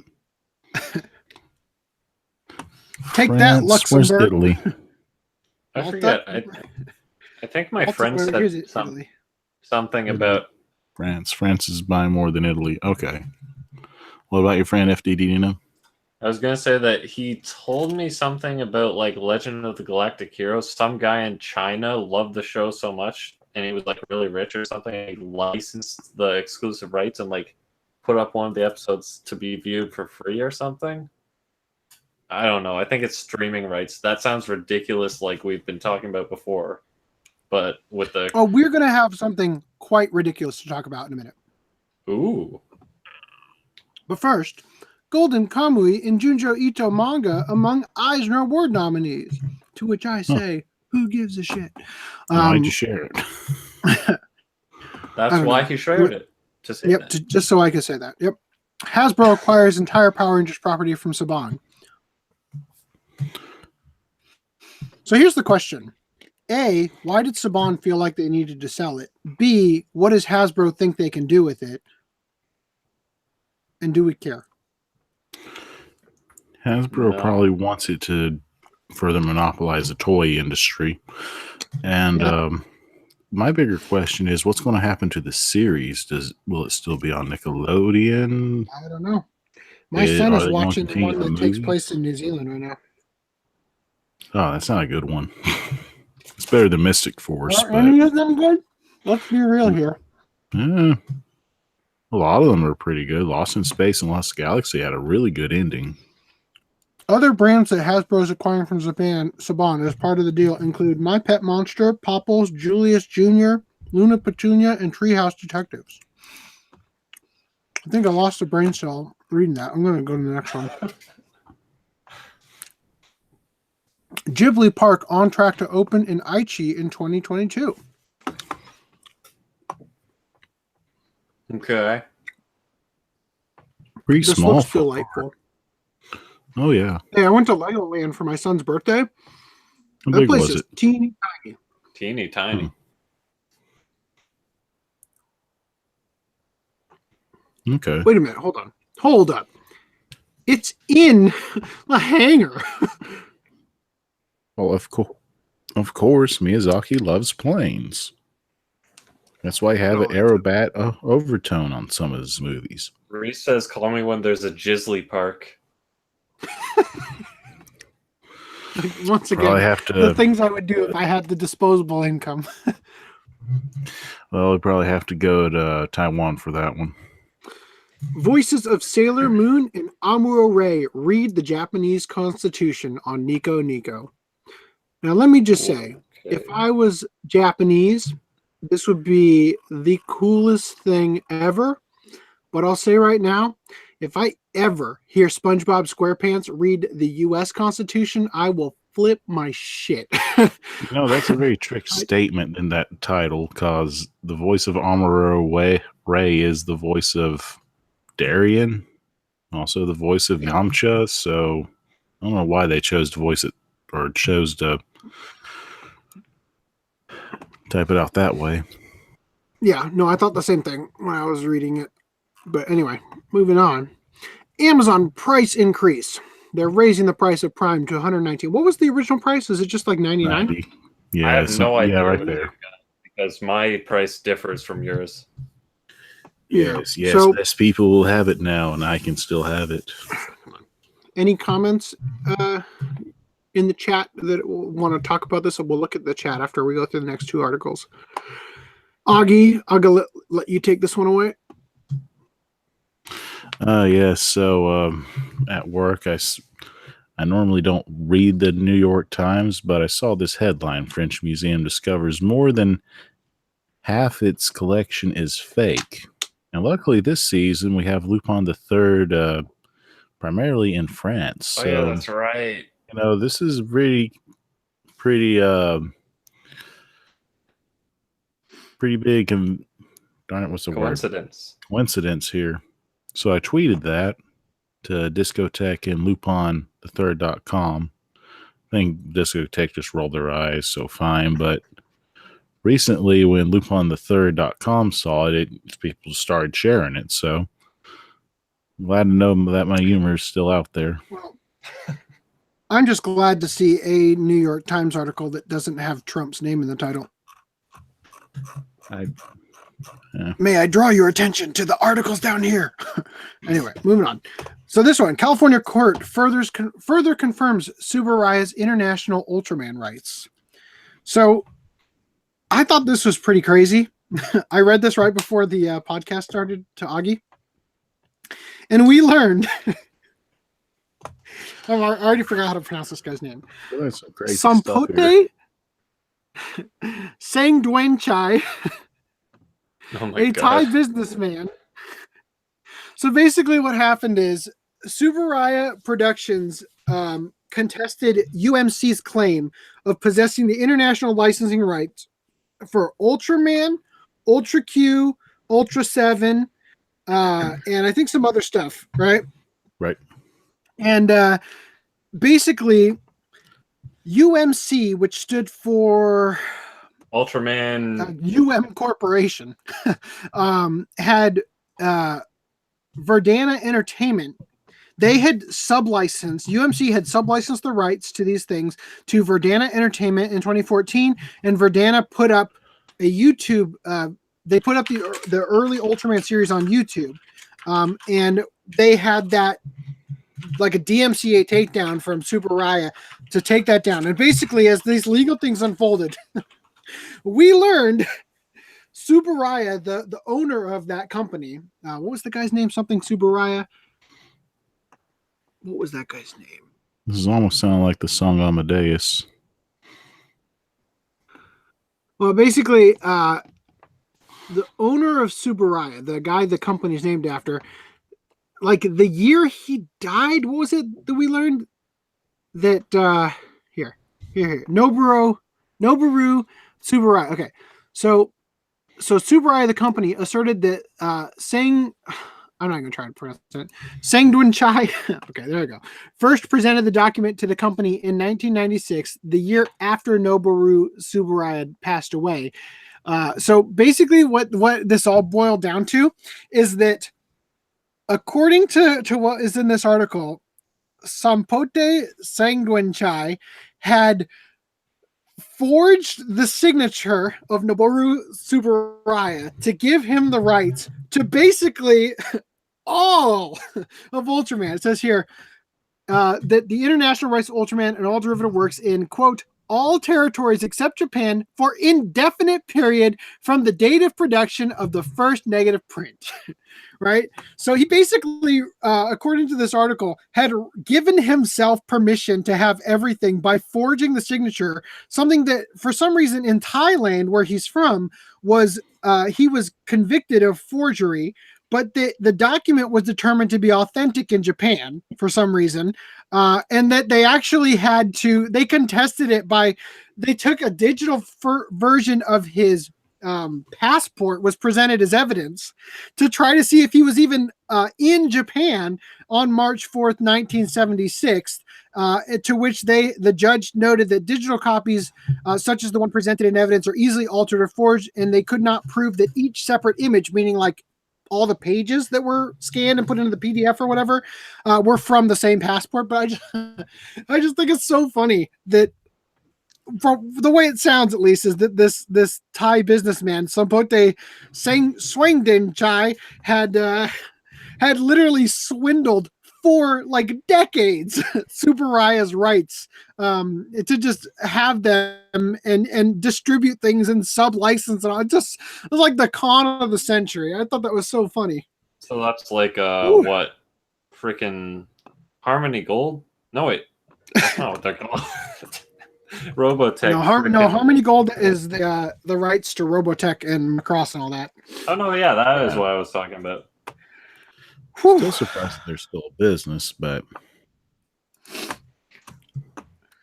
that made my day getting to talk about that. All right, I'm gonna look at the thing that you said was a huge story.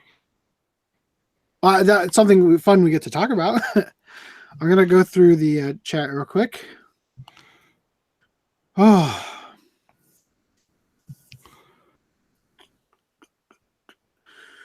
Hey, that mecha guy's here, like probably an hour ago. Wait, they don't have Mellow Yellow there? That was Mellow Yellow. Pretty much a Mountain Dew with orange flavoring in it. Yeah, I've never heard of Mellow that. Yellow. Have you ever had it? Why would they call it Had that? it AC? It's orange flavoring. It goes with the song. Pineapple soda. Pineapple Sunkiss is pretty good. That does sound good. For these not vending machines, fountain machines that they're doing now, not the ones that are backlit, but the ones that you like select your different syrups. Yeah. Who in the world thought lime would be a good one? Have you had it? Yeah. You mean it's like an extra flavored? Yeah. It works with some drinks.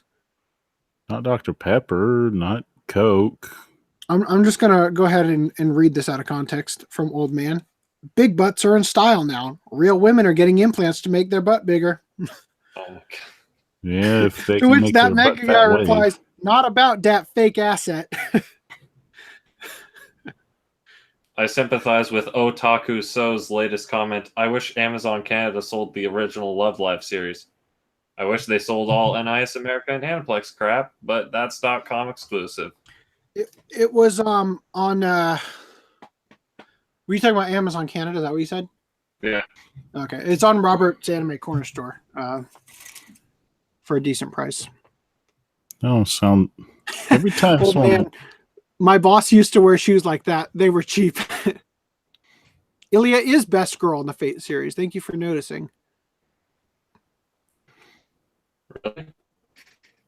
What's up? I just said really? Yes.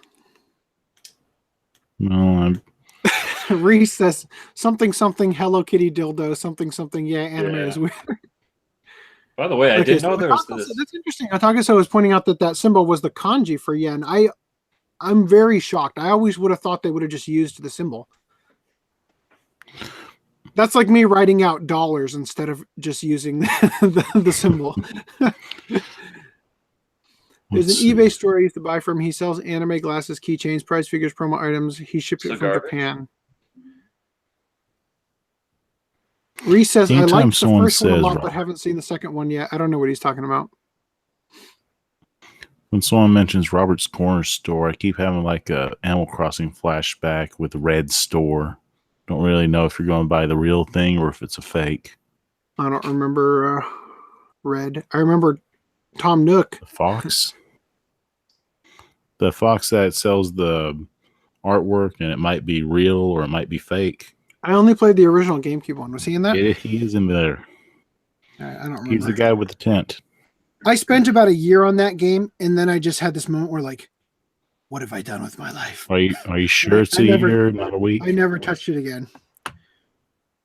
It also took up an entire memory card. Yeah, which that's was why they gave you the joke. card. An entire? It came with a memory card, that game. So that because they knew that it takes up an entire memory card. So my brother used the memory card it came with, and I erased my Super Mario Sunshine data to play it. And then I regretted it because I was on the last level of Super Mario Sunshine and I'm itching to play it later. I've noticed there's a lot more people than usual, like different people that we haven't seen before. Yeah, and I actually am a little bit surprised about that because Manga Pod overlapped our time slot here. No. Did anybody come here from Manga Pod? That'd be interesting if they gave us a shout out. Where do you guys come from? Tell us. Tell us right now. Or maybe they just saw that we were live because as I was looking at that, that video for Discotech, it was saying like, "Hey, the Anime Collector is live now." Is that not just because you're like associated with seeing Anime Collector content and stuff? Why would my channel be promoted to my channel while I'm live? Because I'm assuming you searched. You can subscribe. Come on. You can't subscribe to yourself. Yeah, but you can watch the videos and it will be in your suggested and stuff more often. I just think it's weird that Have some ego, AC. To watch the video I'm literally making right now. Anyway, I don't have Amazon Prime membership. I can't say Amazon Prime. If you order at least $25, you get free. What? I mean, I'm sorry. Is that really a thing? That's been a thing for a while. You've got to be kidding me. I'm canceling Amazon Prime. I am canceling Amazon Prime. I never knew that was a thing. Wasted so much money on a company I actually pretty much hate. They at least give discounts on game per. Okay, so that's true. That is true. Not that it's usually that much worth it, but the thing about pre-ordering with Amazon Prime is that if the price dips, Pre-order price you guaranteed. will always get the lowest possible price before release date. I got a super good deal on that newest Resident Evil game because there was that E3 deal thing. You got 20% off, and then I have Prime, so I got an extra 20% off, and then it came a day early. So, Mellow Yellow. Now that I've seen it written, yes, I have had it, and you're wrong. It's not mixed with orange. It's mixed with lemon. It's like a lemon and lime drink. It is a lemon and lime drink with a little bit of aftertaste of orange. No, there's no orange in there. You're just crazy. I'm crazy. It's a citrus blend drink. You can blend that in there. Next podcast, we see AC opening a can of Mellow Yellow and reading the back of it. In the fridge right now. Everyone likes Dr. Pepper. Mm-hmm. All right, so let me ask you this. Yeah. Is Dr. Pepper better than Mr. Pibb? Yes. What the hell's Mr. Whatever you said? Coke's version of Dr. Pepper. Dr. Pepper is technically a Cadbury Coke. I will say this. A rose by any other name smells as sweet. Would I drink that option if that was the variant in the store? Yes. Yeah. It's not drastically Mr. different Pibb like Coke and sweeter. Pepsi. Is a little bit sweeter than Dr. Pepper.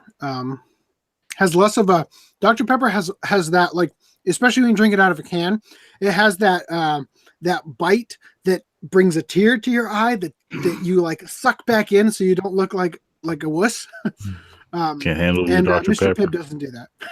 To me, Mr. Pibb tastes like it's more carbonated. I think Dr. it tastes less carbonated. Anyway, this is not the Dr. Pepper podcast. And Reese makes a great point. He says we should watch Steins Gate. I agree, Reese. Oh, but we said Alex had that suggestion that we put shows that have a second season or whatever airing at the same time off the table or something like that. Yeah, it has a second season now. Mm-hmm. Steins Gate 0. Okay, so I've got my Ochiki, so we can start talking about that. All right, Machiki. So, what is our time right now? We are at Our time, we're at 2 hours. 2 hours. That's about what we normally end up with too. I think I wasted about a half hour ranting about that Cowboy Bebop thing. 20 minutes. That's almost half an hour, but yeah, sure. It's a third of an hour. All right, so how do we want to start? Actually, I'll get my questions for you out of the way. God damn it. What's that thing that I said that I need to tell you guys? Ecchi something or other? Okay, yeah. So this has the subgenre of ecchi, and my first few times The watching... subgenre. Fine, The whatever. subgenre. It's a thing. Hold on. My I point is... will just address the fact that our podcast is titled Sdd&M. Yeah. I didn't think it was a subgenre. I didn't think it was very subtle. Well, hold on. So the thing is, first time I watched, I thought it was like very like I felt there was barely any ecchi presence. I was like, this isn't even worth putting that as a tag. But watching it again, I kind of see why the tag is there. But what do you guys think of the ecchi level? Like, how high do you think it is? Okay. Well, hold For on. me, Now I'm going to have to ask you to mine's pretty clarify some quick. points here. When you ask how hot, I said Are you- high, not hot. Jeez. high, okay. Jesus. Well, quickly for me, it's just like if you have a pack of saltine crackers, you take one out and they're supposed to be salted, but there's kind of not really any salt there, but you enjoy the cracker anyway. So to me, it felt like it was on a warmth scale, lightly toasted, but not enough to ban the people from watching. Yeah, I've that's got- more or less what I've got I an thought. answer. Okay, what's your answer? Here's my answer. You're about to show the picture, aren't you? Nope, I was removing a tweet that I had added to the moment just so that I would remember to add it to the articles, but I added a different thing of the same thing. So anyway, here's my answer. It wasn't subtle. Number one. So I started watching this and I got through everything but the last disc. Then I went to California for my son's birthday, went to Legoland, brought the family back, finished off the last disc. So I had watched the whole beginning of the show. My wife is trying to sleep last night or whatever when my daughter wouldn't sleep, and I'm playing the rest of it in the middle of the night, and my wife comes into the show with no context, and it's the episode where they're in the hotel together. The scenes of him imagining the quote-unquote first experience, whatever they called it, what the hell? They went so overboard with that stuff, and that was a very awkward. That's how I'm going to answer your Mr. Furley question. moment. That moment, like I'm thinking to myself, certainly the broadcast version was censored. They had light beams and crap everywhere. They had to have. That was off-putting. Like Well, I'm wait. literally holding my baby, and it's just like You cover your baby's eyes. Wife walks in right beside you. Hey, honey, how about another baby? But yeah, I think the fan service or ecchi was like peppered in there really infrequently, because the last two episodes I watched, there was like barely any fan service at all, because it was more like issues and talking and all that stuff. But well, let's clarify that you didn't finish watching it, but you have already seen it over twice. Yeah. And also read the manga and everything. Yeah. So we're not going to fault you for that. But when you say the last two episodes you watched, you don't mean the final two episodes. I just to mean clarify. episodes like 9 and 8. Because I feel like the last two episodes actually had a lot of ecchi in them. Probably the last one, because that's the Nakaru one that's basically a filler episode, which is not filler because it's in the manga, but yeah. So I let's thought it was see. an OVA. Now, I have one other question before we, I don't know, I guess dive into this. So, Brad, as someone who says, because you're, in a successful relationship and all that stuff, that you have a different perspective on romance anime, what do you think of the romance in this show? Because when I first watched it, I thought, wow, this is a nicer way of going about it than the usual. I don't know. Let me answer that question by saying that, okay, so the episode that my wife had been introduced to the series on was the one where they're in the hotel. That's the one where, what's the main girl's name that's not the butler? The one that she's the butler of? What was her name? You have to re-describe that. Kanade Suzuki. Kanade. Yeah, so that was the episode where Kanade injured her ankle. Right. Yeah. Right? So later in that episode, Chicken, I'm going to call him that because I forgot his name, is carrying her down the stairs, and he's noticing how soft she is on his chest. And my wife yells at the screen, I forget her exact phrasing. She's like, "Pick a girl" or something like that. Like throw a pillow at this, you know. So there's. I'm gonna let my wife's answer be the answer for you. Needless harm. As I've said, you know, I am a very I'm the kind of guy who's very devoted to the relationship I'm in, and I am a little bit off put by his. I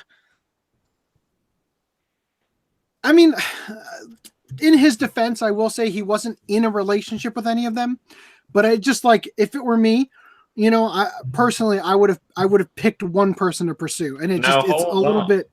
I'll just say that.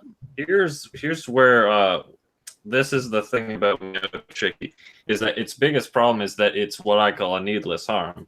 It's very clear who the main girl who he is going to get picked is. Like, it's obviously Subaru. However, they have two other main heroines, I guess you could call them. They're inserted into the story that they're obviously not going to make it, but they're there anyway. So the thing is, I don't see it as Jiro is going off and he's getting interest in the other two characters. It's more as like their interference, and he's kind of like thrown into the mix by mistake. Okay. But he wants to be friends with them. He doesn't want to like brush them off or whatever. All right. So I don't want to open up a can of worms here and create an opportunity for us to go off for 20 minutes talking about a show that Augie hasn't seen. But I will say that I think the show that has handled the harem genre the best in regards to what you're discussing about me sort of, let's say, approving of it was Clannad. Okay? Because in the very same way, it's very obvious who the character he's going after is, and there wasn't really a lot of infidelity is not the right word when you're not actually in a relationship, but you know what I mean. It's just like that sort of emotional availability to other people that are not the person that you're actually interested in. And again, for the record, you know, it's different in Mayochiki due to the fact that he falls. Okay, let me just say this. I'm a little bit tempted to rewatch the show in Japanese because I feel like there were a lot of moments that in the dub came across one way, but if it had been in the original Japanese, I feel like there would have been some very clever wordplay that would have made the situations be able to go two different ways. Because, for instance, in the scene with the hotel, Subaru makes a comment about, like, you know, it's okay if it's with you and all that stuff. And it's like, it's very obviously putting out the whole, like, I'm ready to lose my virginity kind of dialogue. And then it becomes, what are you doing? I just wanted to lay in bed with you. It's like something like that, right? Kind of thing. And then they end up holding hands and whatnot. So just to give that sort of pretext there with Mayochiki, it was very obvious that Subaru was interested in Jiro. That's what his name was? Yeah, Jiro. I'm pretty sure he was like pretty much aware as well that she was into her and stuff. Let me put it this way. This is one of those things where everything has to be addressed per situation, you know? Yeah. So I'll just say that for me, okay, let me take a step back and just give you my opinion of Mayochiki so we can start with that. Oof. I didn't hate the show. Okay, I didn't hate it. But I felt like the gimmick got used up early. So when I first started Oh my watching it, I God. was enjoying All it. over the place. By the way, before I get off of this, I just want to say I concur with Augie. Cheez-Its are way better than Cheese Nips. But back to Mayochiki. So early on, the gimmicks were humorous. But the thing that bothered me, and you know what, here's the thing, is that every once in a while when I'm watching a show, if it's not really sucking me in with an intensely clever plot or something, I'll lose interest, and my sort of ADD brain sort of defocuses for a second and then comes back into focus. And there's a lot of moments in Mayochiki where my brain would defocus. The characters would get themselves into a really bizarrely awkward situation. Then I would refocus and go, hold up, how did they get in this situation? And some of the time I'd rewind, and some of the time I wouldn't. But I will say, maybe they clarified this. I don't feel like they did. I started to get tired of the series in the sense that I don't feel like there was a reason for Subaru to be a butler. A butler. Instead of a maid. Spoilers. That's all I gotta say. Yeah. Am I wrong? Did they ever explain that? Yeah, they did right at the beginning. It's because her family has been whatever to Kanade Suzuki's family, and they have all been butlers or whatever, but she was a only child, and she was born a female, but she will still want to maintain the whatever butler line family thing. And yeah. It's pretty much Subaru's stubbornness is why she tries to remain to be a butler. Everyone, including Kanade's father, wants her to be a girl. Right. I'm gonna give you a very serious answer here. That's a really dumb reason. Well, it's more or less a plot device, I want to say. It's a bad plot device. Yeah, like I said before, ego makes the character. Okay. So, as you said, even her father was okay with her being, quote unquote, a maid. Here's the thing. You can be a butler. You can dress as a butler. You can do the butler duties and still be a girl. Okay. There's no reason for her to have had to put up the facade other than it was weak plot bait for the show. Okay. Now, like I said, at the beginning of the series, it was charming and fun, and they did a lot of weird stuff that was actually quite humorous. There's a lot of shock humor. Like, it was bizarre how much the show became figure out chicken's fetish. And again, starting to watch it, it was bizarre. Like the entire reason we named the episode. Also, just to clarify, the reason the episode is titled Sdd&M is because I've gotten so much shit for naming every episode off of Augie's name because his was the only name I could do something with. So because FDD&M requested this series, I made sure to go with his name. But bizarrely, a lot of like bondage and real fetishy sort of stuff was explored in the series. So I'll just say that I did enjoy, hey, Lishansky, I did enjoy Lishansky, when you watch the beginning of this later, I'll just say that the payment you sent me was perfectly timed for what happened at the beginning of the podcast.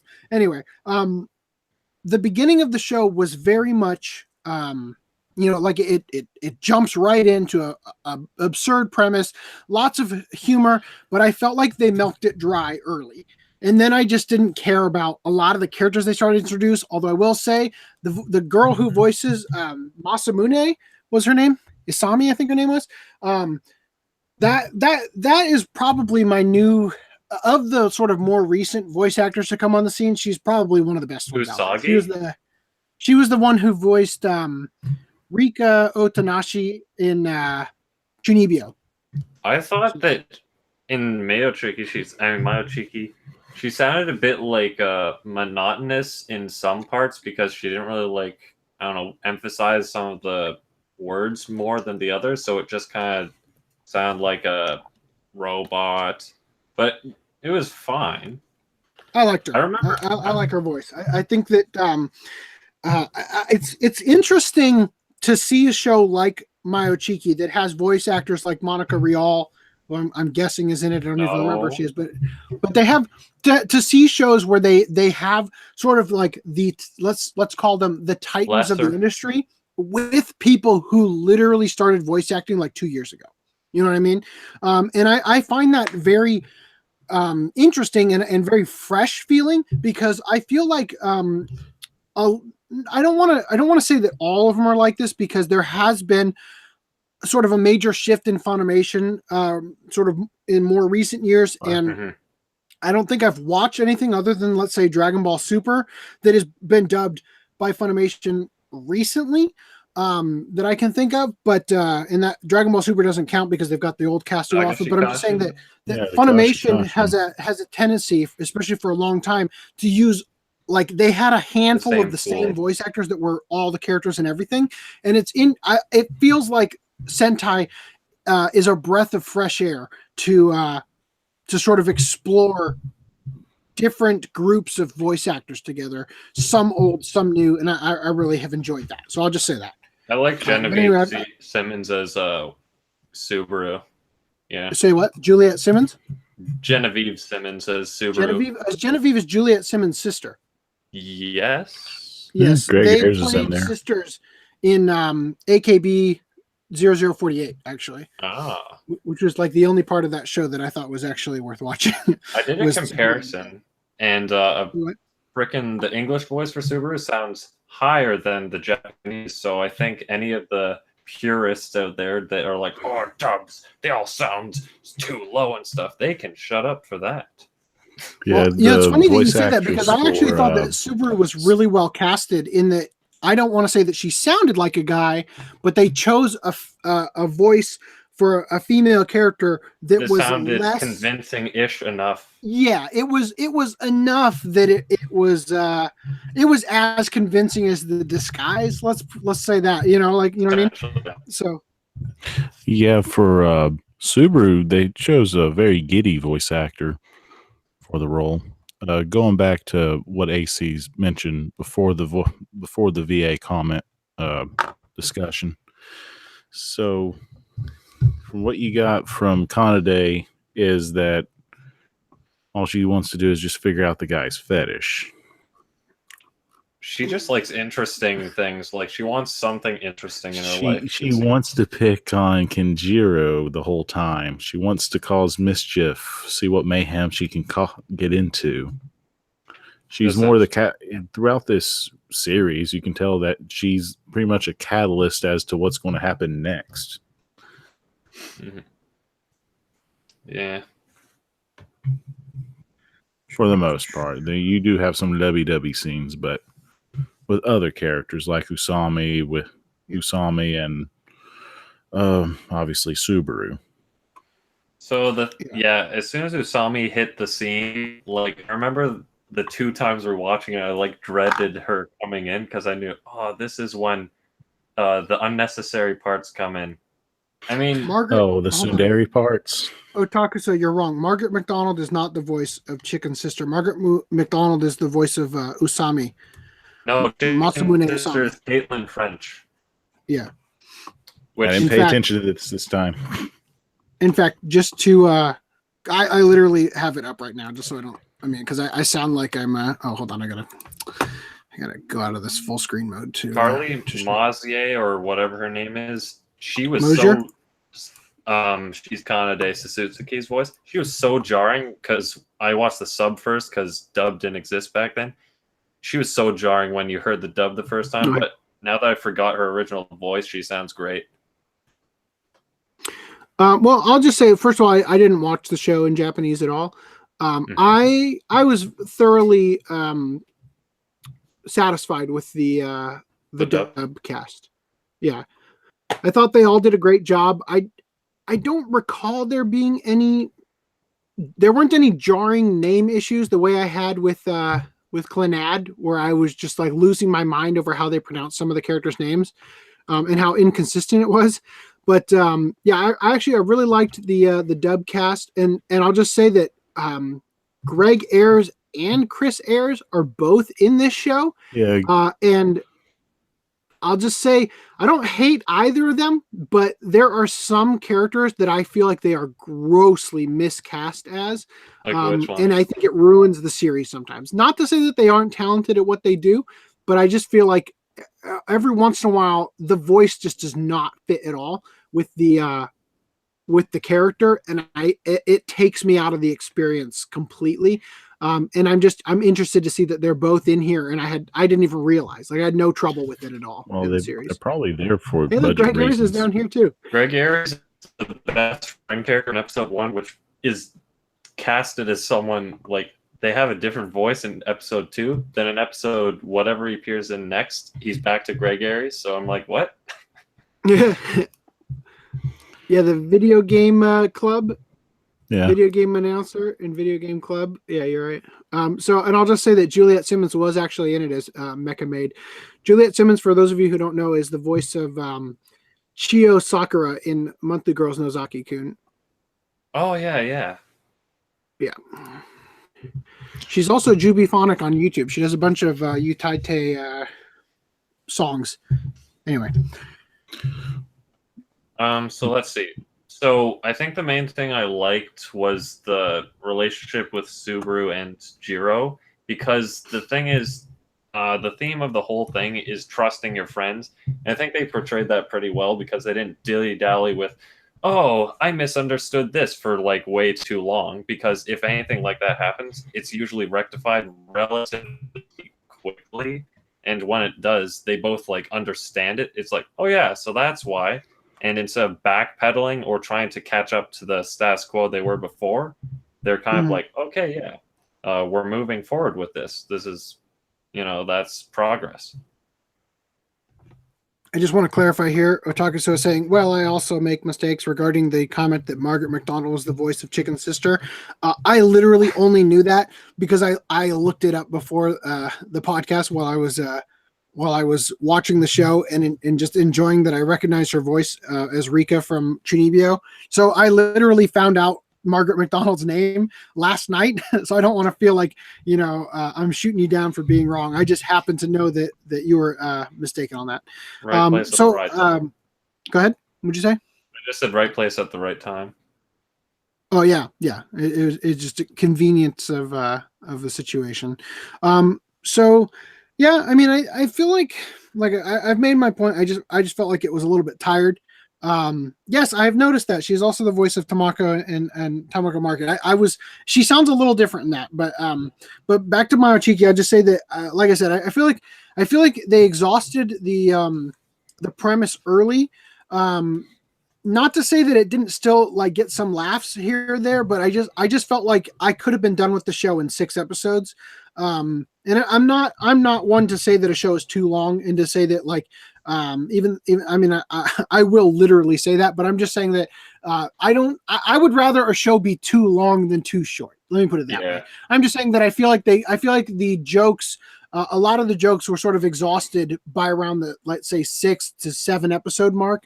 That I felt like there was a big chunk of the show where my brain sort of just turns off because I'm most of the time it's because I'm not buying the premise. I'm not buying that the dumb premise they're setting up, that they have to keep this secret that Subaru is a guy when she's actually a girl. I wasn't buying it whatsoever. And as I tweeted, I mentioned that in episode.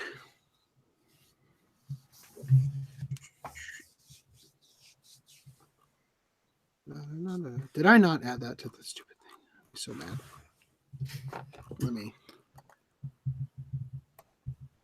I didn't add that tweet to them. So is it anyway, my turn to talk? there's an episode where one of the characters sees Jiro on a date with Subaru where she's dressed up in like a girl's uniform or whatever, right? Yeah. And they think that he's forcing his quote unquote boyfriend to dress up as a girl. And it's like, I'm just saying, like, literally all of this could be resolved by just saying that he has a twin sister, and then later on it becomes, oh, it's cousin from out of town, and then they like for literally one day Subaru leaves the school, and then cousin, who's literally just Subaru dressed up as a girl, joins the class and then switches back. Well, don't reveal in that. later episodes. I think it's the point that it's a very obvious, like, are you kidding? They believe that? Because they kind of say that in the show. What I'm saying is that gag has a lifespan. Okay. And I think that the lifespan, they beat the dead horse too much. Like the lifespan of that gag could only last for so many episodes, and they went beyond that, is what I'm saying. You know, the gags started to become a little bit tired. Like for instance, one of the things that started to get used up very quickly was the bizarre circumstance of the fact that, and I feel like they didn't go anywhere with this, that his mom, Jiro's mom, is a professional wrestler. Okay. That's a funny premise. Every single day, his sister beats the crap out of him to wake up and he does wrestling moves on him and whatnot. And that has created this situation, like this evolutionary sort of body response for survival, that he gets a nosebleed when girls touch him as a way to get them to stop beating him up, right? Like that was the explanation. That joke got used up quick. But what got used up even quicker was that every girl who touched him, who learned about his condition, decided that they were going to help him get over his condition. And that unlocked all these ecchi circumstances. So for me, that's what was tried, got tired. I got tired of that. I felt like the gimmick lost its magic after like the fifth girl decided, you know what, I'm going to help you, chicken. And it's like, oh my God, again, you know, like come up with something new. That's part of the needless harm. Yeah. So I just always said, I'm not a fan of harems. Yeah. Yes, we did talk about the way too expensive Cowboy Bebop sets. Naughty Senpai. But yeah, I think a good chunk of the comedy was more concentrated in the first, like, I don't know about 4, but something like that episodes, because after that they were starting to get more into the, I don't know about story, but it was more like, oh, here's the blackmail, whatever, and here's the, oh, Subaru is kind of jealous, blah, blah, I'm a fake girlfriend, yada, yada, all that stuff, so they didn't have as many jokes and stuff. But as for the gimmicks, I don't think... Quick and say that you just justified exactly what I said about how I was enjoying it, and then my brain turned off for a few episodes, and then it wrapped up. You just justified everything I just said because there wasn't as many jokes later on, is what you mean? Well, because what they had done is that what they had done is that's what I'm saying. They had exhausted the jokes, and then they basically said, "Oh yeah, we have a story to tell, right? Better rewind a little bit and go through the story a little bit," and then it's like. Nobody who's still watching cares about the story. We're here for the jokes, right? And then the jokes got real tired because it felt like they were shackled to the premise a little too much. I don't know. It got tiring. I'm in a different opinion of this. For me, with this show, at like how you both are saying, at the beginning, you have like this huge chunk of solid. Like over plotting the episode, as it would seem for a while until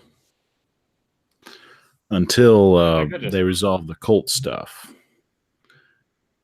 My 2 cents as to what's going on, since how it ends is what I'm going to perceive it to be. The manga was still ongoing. They got to a point where they got a huge chunk of it out of the way, then realized, oh, we got a huge chunk of this out of the way.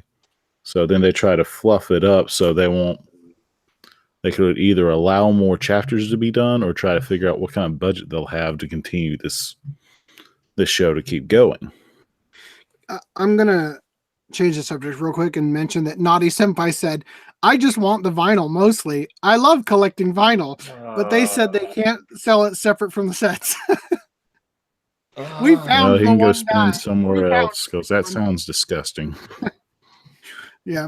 Naughty Senpai, I highly recommend you. I'll send you the link later with it at the point where we talk about it, because we talked for about 20 minutes about how those sets are literally all the same thing but with different skins.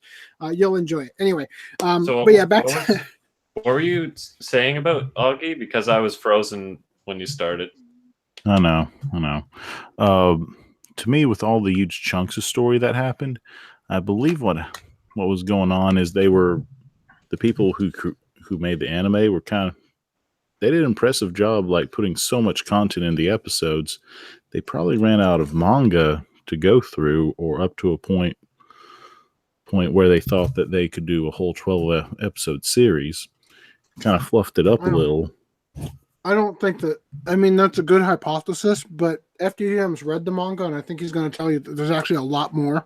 I was about to tell you, they did have some things that weren't in the manga. Like, for example, my favorite scene, which was one essentially, it's, oh my god, I forget the quote, but I think it's that one where you were saying that it was the first time, whatever, all those ecchi thoughts. That episode, that time, that wasn't in the manga, but the thing is, they had all these events out of order because that Nakaru episode at the very end, that one was, I don't know, that was like past where the anime ends in terms of no, I don't know. The point is, it's out of order. Like a lot of the episode events. Well, not a lot of them, but some of them.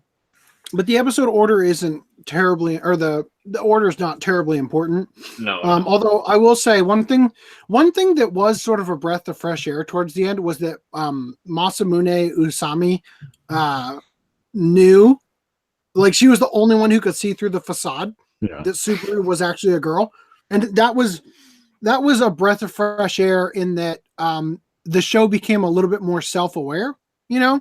And that character was voicing the opinion of the audience who's watching it, going like, "This is I can't put up with. It's too much at this point. You pushed it too far." You know. No, AC, you did not find the first time stuff to be funny. What do you mean? I just it was uncomfortable. It was uncomfortable that I turned to my wife and said, "Hey, I got to finish this before the podcast tomorrow." I'm gonna walk in circles holding my 7-month-old daughter, rocking her to sleep, and I start playing the episode at that scene.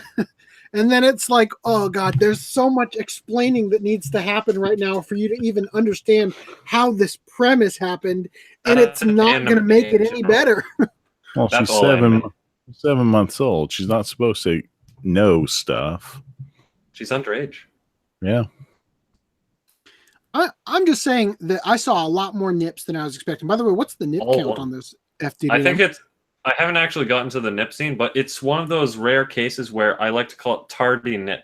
It's like one single scene near the end of the entire series. Less than it's a whole bunch. Like, you see the nip a lot let's say different shots, different angles, but they're all part of the same scene. You see like the area around it, and you're like, "Oh, that's pretty edgy." But then you see the full thing in like full frame, so you're like, "Okay, that's definitely in it." But yeah, a count of one.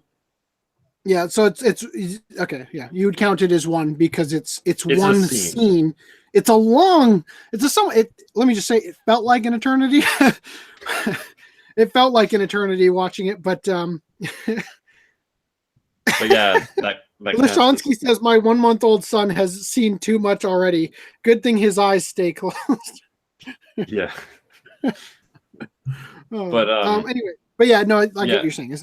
It felt like an eternity. It's a somewhat long scene, and it's like the thing is that. Let me just say, how can I put this delicately? It's more than just the nips. It's I'm going to call it saliva. The saliva count? I'm just going to put it that way. I'm just going to say that that's what it is. Oh, that made it gross. Okay. You want milk? I'm going to give it the benefit of the doubt that the fluid surrounding Subaru's mouth is saliva. So how's that awkward if you own actual hentai? Say what? How's that awkward if you own actual hentai? Just say, yeah. Well, no, I just don't want to. I don't want to verbalize it on this demonetized podcast brought to you by Mr. Nice Guy.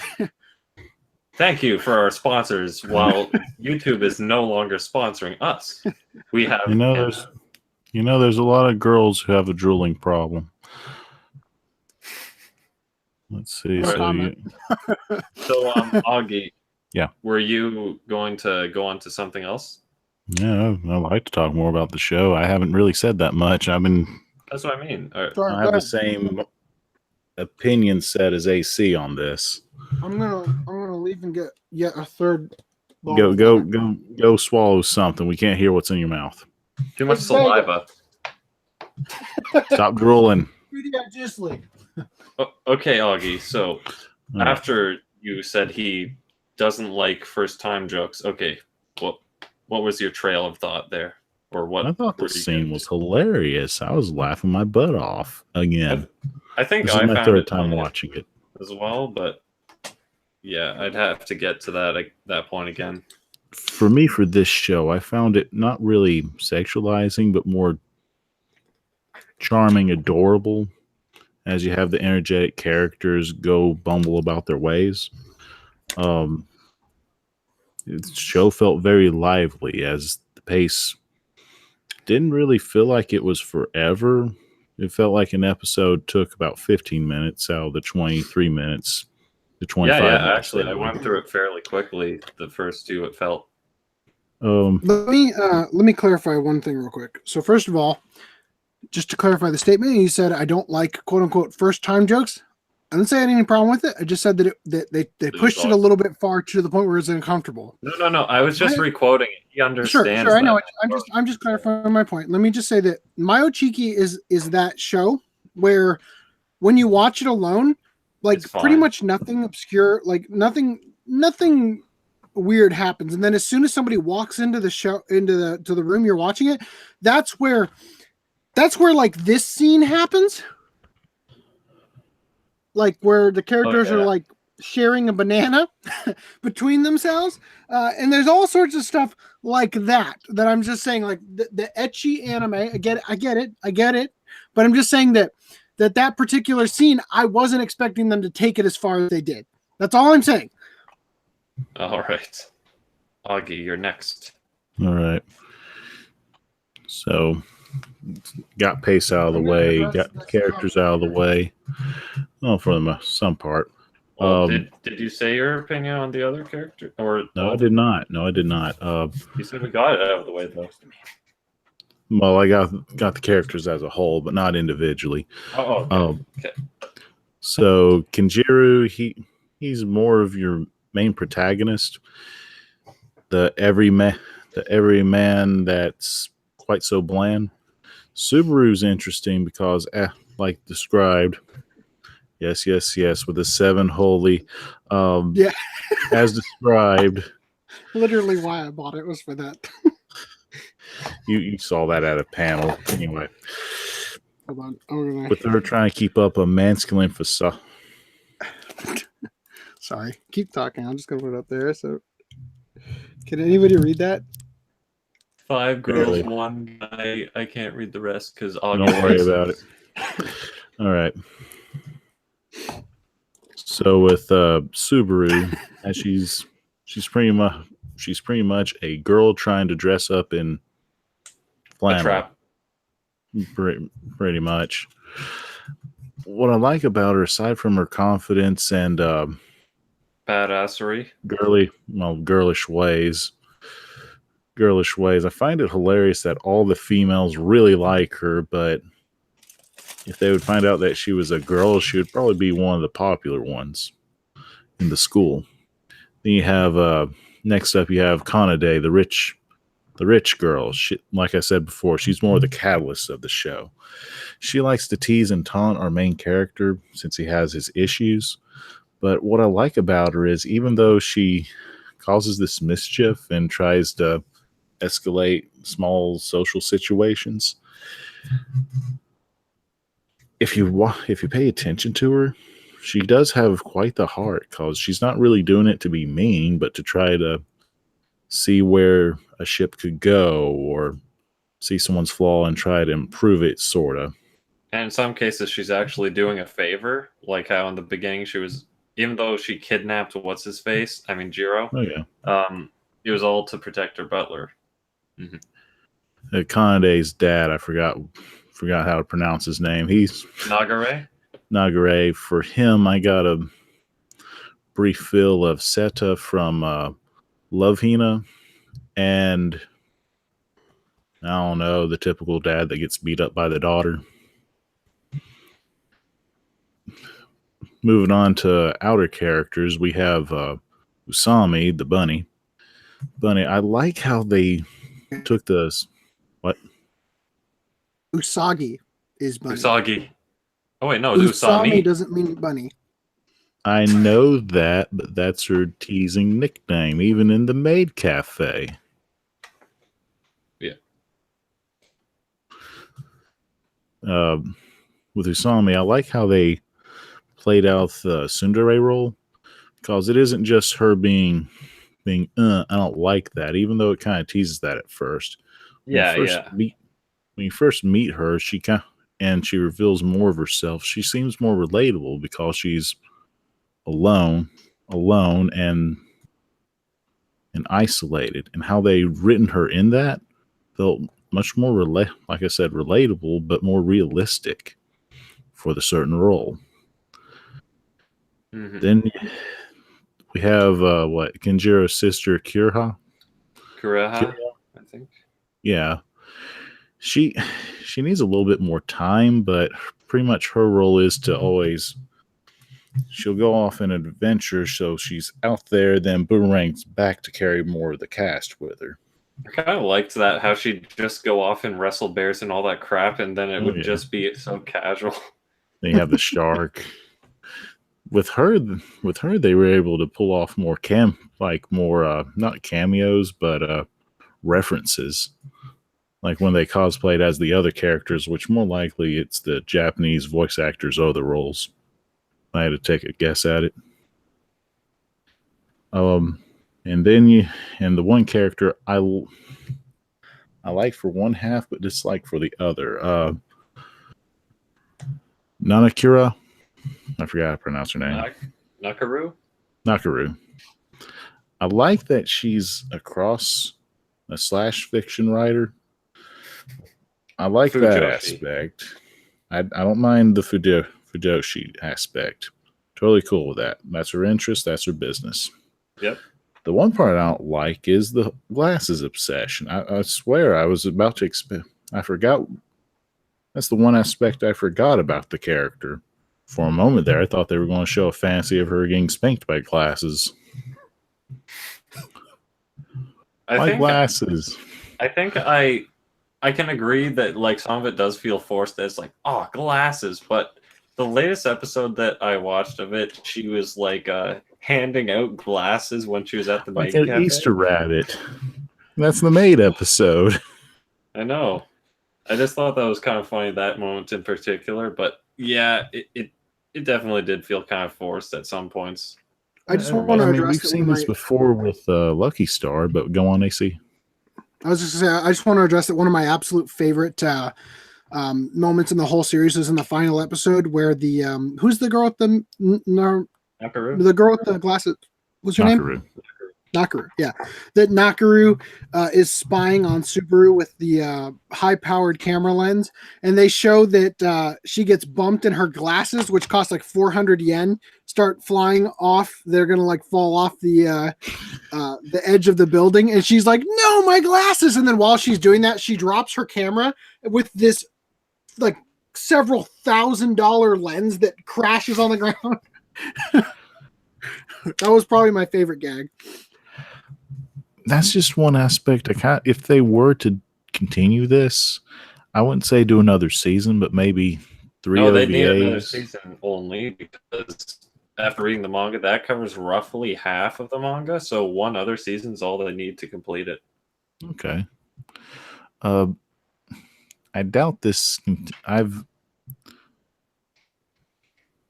read the manga, I pretty much just skimmed it to kind of get what was going on to kind of keep up with a friend conversating. So I know what happens at the end, but I'm a bit blurry as to what goes on in the middle, sort of.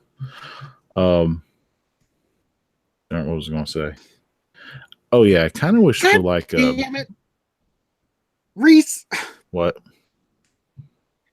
This bastard, he keeps gloating at me. He's got a shiny Metatite.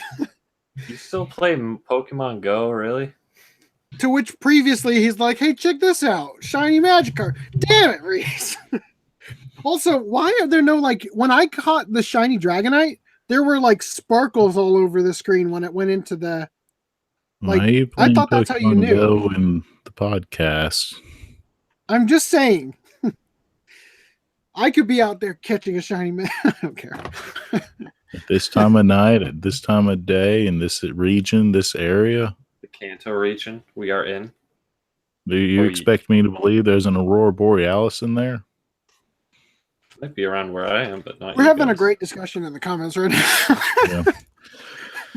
Ooh, I kind of wish for a side series of Nakaru.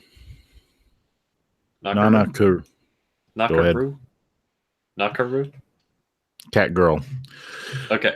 Kind of wish Catgirl would have her own spin-off series of her outrageous, outlandish stories.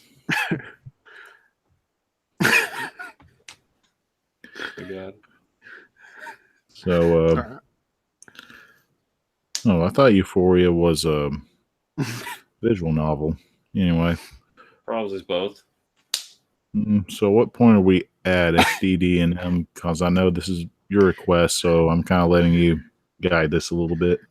Hold on. Lishansky, all you have to do is show her the scene from Discipline where they land the Harrier jet and they pull the guy into it, fly it up into like a mile in the sky and have sex. Oh, come on. Just watch Wordsworth. You hear Dan Green in it. And he's horsing around. Okay, we good? Yeah, we're good. Sorry. Okay. I will try to not look at the comments. So, yeah. Now, despite it being a fairly obvious plot device that it's all like, oh, I'm a butler and you need to keep my secret type thing, I think for what they do with that device, I really like the way they approached it because Subaru, it's very justified how it's like she had no friends before because she couldn't get close to anyone because she was a butler. So that justifies why she cares so much about Jiro and stuff.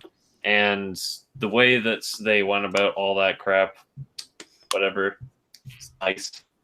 And let's see. They ended it on a horrible episode, I gotta say. That they just gave a filler episode, what felt like the filler episode at the end. So you got like no sense of wrapping up. I think it was episode 12 that they had like all the whatever lovey moments or something like that. That would have been a much better episode to end on, but yeah. To Augie's point, it did feel like the final episode was an OVA.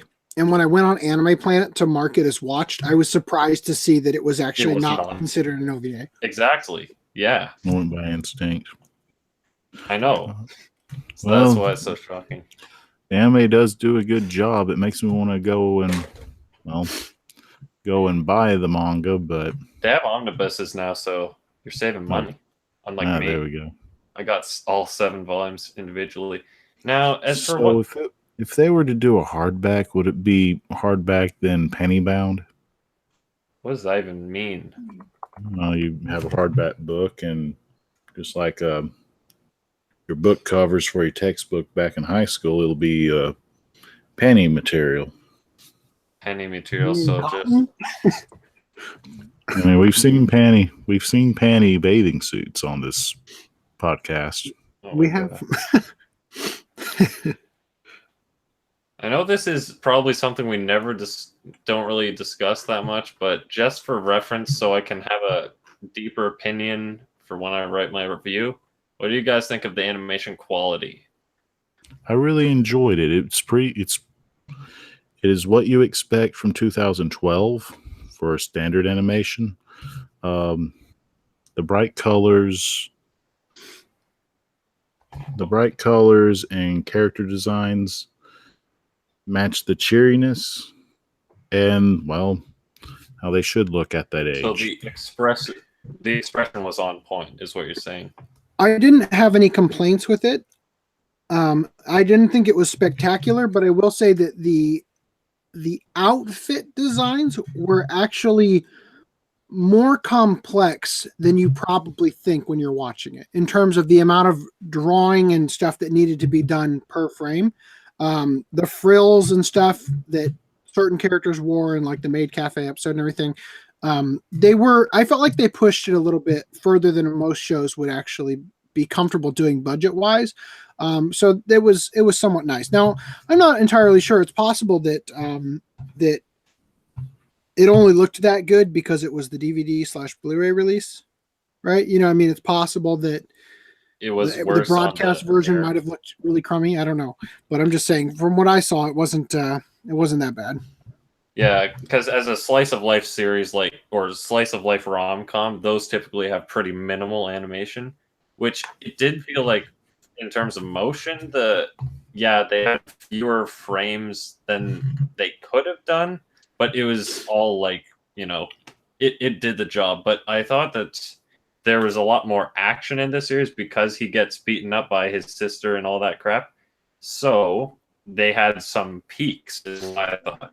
But you brought up a good point, because I guess there are some more detailed designs, so that might be why they had fewer frames in some. Yeah, because just look at the detail in Subaru and Kanade's outfit. Yeah. You know, also I thought it was a little bit weird that the cover art they chose was Subaru and Chicken's sister. Well, the original Subble DVD was manga artwork. So I liked how they did the anime style artwork, because I much prefer the anime designs, because the manga designs were like these soulless moe-esque eyes. I don't know how to describe it. Actually, I was going to make a joke about the fact that literally every character in the show, their pupils are so effing like small that I feel like they're on drugs. I never thought about that the entire. Usually, though, that's backwards, right? Your pupils dilate to the point where they're letting in way too much light when you're on drugs, or you're on. True, yeah. So, but I don't know. It just they're so tiny, and by the last episode, it was starting to really bother me. I'm like, how did I not notice this until just now? I thought it was just one character, and then I saw other characters. I was like, hold up, holy crap! That's and then the I'm whole just thing. looking at every character, like, oh my god, they're all insane. They're all on drugs. Yeah, so that was a little bit weird, but yeah, I don't know. Like I said, it's. I didn't dislike the show, but I just felt like it got the premise was tired out quickly, and I won't say that it was bad or that it definitely wasn't one of my favorites. I really can't articulate this in a way that gives it the justice I feel like it deserves. Would you like I'm not trying to say that it's bad, but it just feels like that's all that I'm saying, and it's not. Want me to continue? Then let you continue so you can gather your thoughts. Yes. Continue. For me, I enjoyed the show. I would recommend it to people. However, if you want something that's more seriously dramatic, this one's for a lighter tone and watch. I wouldn't say that there are some ecchi moments, but I wouldn't say this is something that you would hide behind the counter. Yeah, definitely. Like I said before, the pace felt like it was half lengths for the episodes instead of full lengths. If you need something to watch to cheer up, or if you're on a date, I would recommend this show. Yeah, first date. Let's watch Mayo Chiki. Oh my god. Oh my god. I'll tell you this much from what we're saying in the chat over here regarding the wine bottle stuff. What are you doing with the wine bottle? I was saying that we're discussing hentai in the chat, and I was saying that the dubs are pretty much the only reason I even watch it. And I was saying that it usually involves my wife and I getting a bottle of wine and marathoning a few of them and just laughing our butts off. But I would much rather I guarantee my wife would much rather do that than watch this with a bottle of wine. I'll tell you that much. And it's funny that we're talking about this because we're talking about like the ecchi. I don't want to call it fan service, just straight up ecchi. This is what we get to watch this week. That one has Ladies versus Butlers. This one tested the censorship, modern censorship at the time. It did. It did, or that's what I heard. Hopefully, that's true. Wait for it. It says 16 and over and older on it. Wait for it. Ladies versus Butlers, 26 nip count. Boom. even well, I mean, I can't even really show it, but the disc has nip count if you consider, even though it's covered with, even though the disc is covered with bikini, it's like some pretty obvious nip there. Okay, I'm a little lost here. When you say nipples, are you just saying you see the shape of the nipples, or No, I'm talking he's saying actual exposed. Because I've seen the show already and didn't count. Okay. Oh my gosh, FTD&M, would you cover- recommend covers- Mayochiki? Well, the reason I recommend it is because it's one of my favorites. Like at the time, okay, I remember the thing that I didn't make very clear yet or at all is that I'm pretty biased because I have an obsession with trap characters. Hey, they make pretty good plots for light novels. Hold up. No visual novels. Trap not light characters novels. are male characters. Okay, if you want to get female outfits. hold on, if you want to get technical, reverse trap, fine. Okay, I have an obsession with reverse trap characters, though. If you count Hideyoshi and Bakken Test, that's a trap. So yeah, that's not a trap. That's a symbol. A symbol, yes. It's a gender. Oh God, no! Let's not go into that. But yeah, I recommend. You have some fellow trap enthusiasts in the chat here. How big a bear they caught? Oh, okay. Well, yeah. So I freaking loved it because she was so adorable, and she's like, who I'd consider my number one waifu if I had a list. Because like, I don't know, she's just so strong. Whatever, blah blah. She's not a princess and all that stuff. She likes to get gritty and whatnot. And as I said before, it's the relationship they have between them that made me love this series so much. And it's more or less that, but after I read the manga, it has some really nice moments in it, and it has like some values that I think are really, really good or something. And I loved the ending. As much as like shows that I love and manga that I love, I hate it when they end. But I came to the conclusion that the manga end was the best they could do without making me feel like, oh, well, I want more.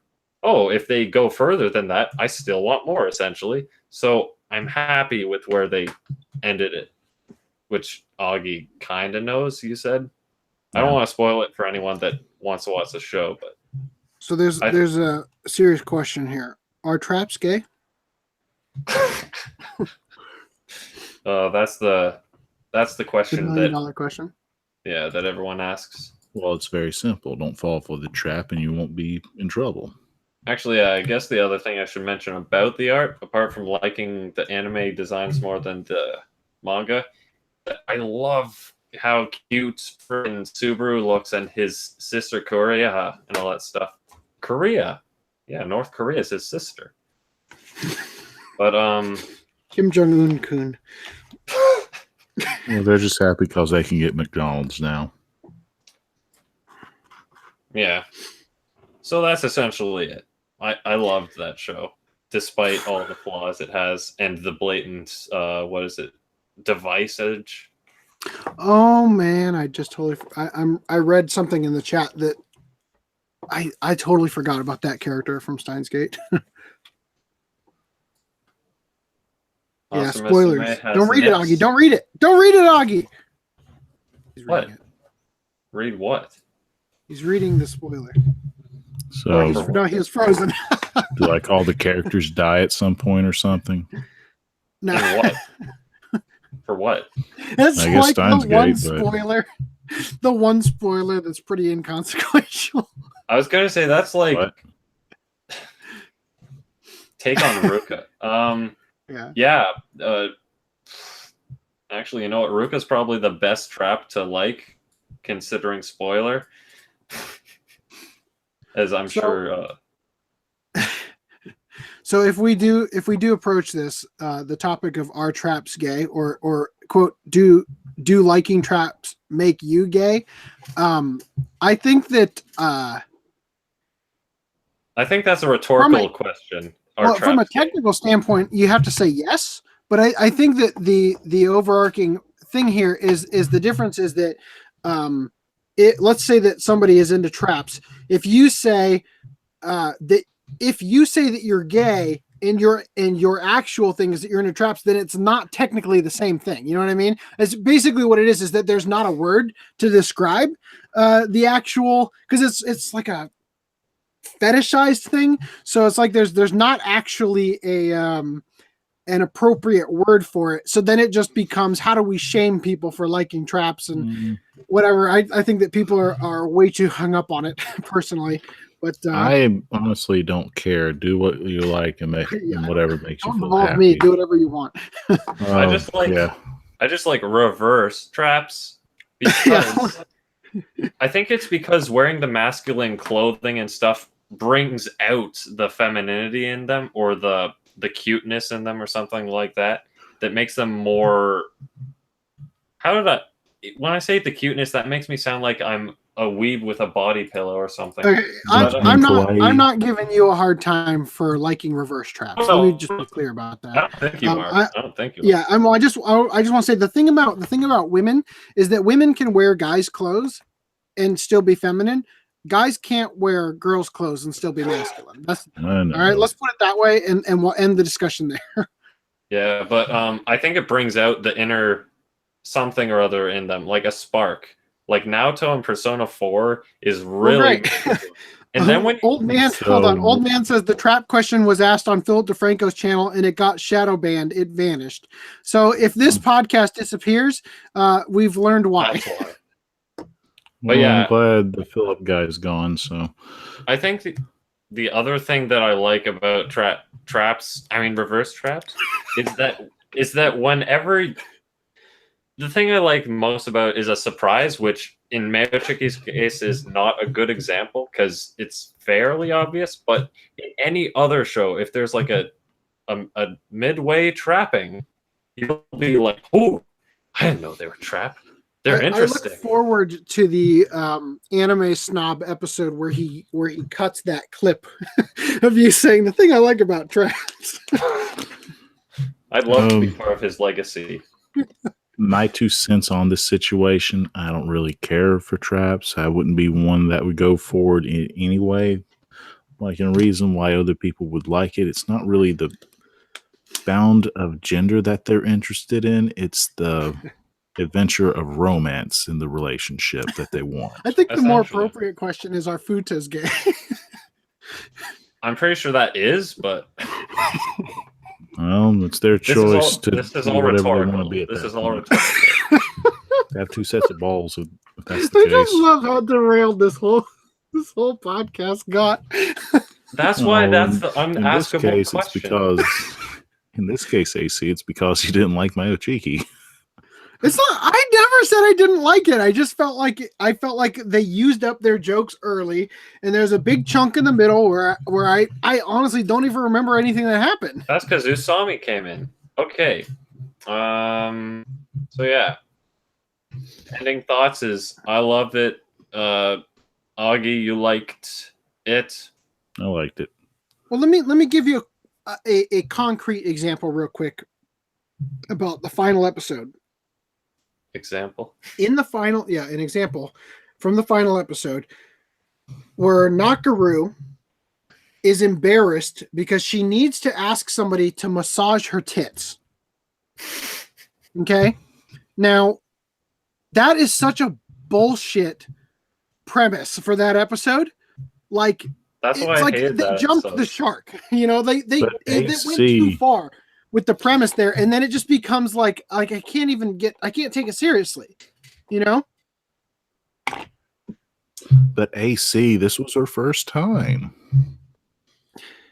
Yeah, and he doesn't like that joke. See, full circle. All right, now my concluding statement to this is I definitely don't feel like I've done justice to this, which obviously isn't achievable because we're podcasts, we're 3 people. But I'm 100% making a review on this. I'm obligated to. So whenever that happens, feel free to check it out, even though I'm still working on Eld Live review. But you know what? Now that I have that 1080, I can start pumping it out time. Even though that changes nothing in my workflow. But yes, that's my concluding thoughts. And are you frozen, Brad? No, you're A not. little bit. Old man just brought up as- a great existential point here. He What's says the first time existential? he heard the question on whether or not traps were gay was in r/anime on Reddit. It wasn't even about a real person. It was about the anime character, like in Steins Gate. I honestly didn't even think the question was really about, quote, the trap, but was about the person answering the question. Whether isn't you about- answer yes or no reveals your true feelings toward the character. In other words, the question itself is the trap. So this has to do specifically with the fact that Steins Gate involves time travel, and one of the characters is Ruka. female originally, right? No, male originally. Male originally? Well, now we just spoiled it. Okay. Hold on. Is the character male originally? Yeah, I thought it's male originally. But then okay, well, there's the whole the character's male originally, but is always dressing Very- feminine very and basically feminine. identifies as a female. And then through the texting use his of mother time travel, and something saying- occurs that causes the gestational period of the pregnancy involving that character Because they to have tell that character become female. They use the not what are those old things? The not phones. The God damn it! Telegram? Not fax machines. Like the thing you have on Pager. your belt. Pager. A letter. They paged his mother to say eat veggies because they'll Right. give a female or whatever. It's so there's like there are some things people say that you can. There's sort of I don't like the term pseudoscience, but that's how a lot of people would describe it. I'm not going to call it that, but there's basically this idea that you can A determine theory? the gender of your child by, like, for instance, in The Office, which I'm always referencing on this channel, Dwight says that the child will be male. It's simply, keeping the womb extremely warm for 2 months and then extremely cold for, and there's all these different things about how you can actually determine the gender of the child based on factors that the mother does. And in this case, it was eat more vegetables. The child is more likely to be female, blah, blah, blah.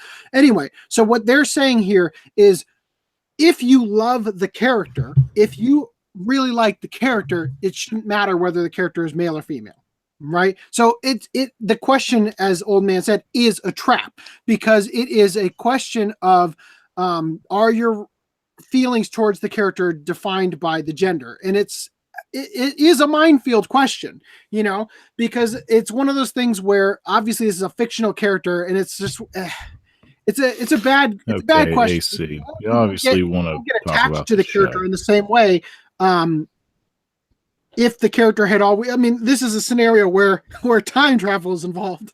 You know what I mean? So it's like you can't get attracted to the character in the same way.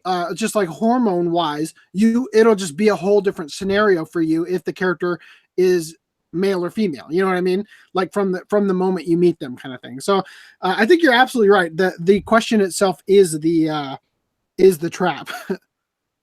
The real trap is you going on a tangent because that's what it triggers. Like, that's the intent of the ask a question, to get people to discuss it overly complicated when it's just a dumb question. No, AC. Well, since you apparently want to talk about it, I have 2 more demands to add to the 3, and all you have to do is one of them. No, Demand number 4. because it's not going to happen. Demand number 4. You dress in a toga for one podcast. You know what? If you dress in that Piccolo mask, it'll happen. Demand number 5. You dress up as Al Borland for a podcast. Demand number 20. All right, so what is the next order of business? Is this the first podcast we finished where I don't have to leave? Oh, this is the first podcast that we could have ended it 30 minutes ago and finally nailed that 2.5 hour time slot, but we're at 3 hours again. Because of all that wasted time Trapped. not moving on to your pickups. So next order of business That was is 5 next minutes. podcast, which is the 18th of May, where we will be watching Ladies versus Butlers. Exactly. So, just for the record, I just want to make sure you guys know this. This was one of the shows. This is this is released by Media Blasters, Anime Works, and this is one of the shows where they had released it on burned DVDR. DVD, right? Even though they claim that it's region 1 on the back, and you can't region lock those. Yeah, this has to be. Yep. However, the Blu-rays If I can get them out. are pressed. I'm glad I got them. But those, I'm okay with those nips. But it's in one of these awful cases, so pick your Hey. poison. That's a good case. It's just they chose the crappy variant of it that has the plastic taken out. It's a bad case because of Why? that variant. I just Because it's flimsy. we've been on that route before. Also, I want to apologize. Last time when I talked about Gigantor, it's not a Sandy Frank show. It's a Fred Ladd show. I don't know what that means, but Yep, That- nobody that's knows fine. what that means. I know what it Andy means. Frank was Speed Racer. Is that correct? Yes. Yeah. So what he's saying is that the sort of dubbing quality and the pattern of speech and stuff is not Speed Racer-esque. Different ADR styles. So anyway, I guess we can wrap it up unless anybody else has something they want to say. Hey, see, I keep saying this. I think I know what it is. Above the Maru box, right above that, I keep thinking that's a sneaking special edition for Xbox 360. Nope. Go up. Go up. Okay. Green box right beside you. Green, other side of you. That side of you. Okay. Go directly up. That yellow spine. Okay, start over because You're touching the you red just box. totally. Now go What? directly up. How did you even see Umar-chan? It's completely off camera. I'm magic, but that's not what I'm talking about. You are on the green box. Go directly up. This box. Go north. Directly up. This? Yes. What do you think this is? Well, from where it looks from where I'm sitting, it looks like a special edition of Sneaking for Xbox 360, which I know that's Oh. wrong. I keep thinking it's Beast Wars. It is Beast Wars. Okay. rip. Congratulations. All right, guys. Well, anyway, I guess that wraps it up for here for tonight. So we will see you again Thursday, May. I'm going to make sure I don't screw this up. I'm pretty sure it's May 18th. Maybe May 17th. I have a friend who's coming down from California on the weekend of the 18th. Yeah, May 17th. Good thing I checked that out. On May 17th, Thursday. We'll see you guys then. All right. So thank you for stopping by. Please like and subscribe, and we'll catch you next time. See you later.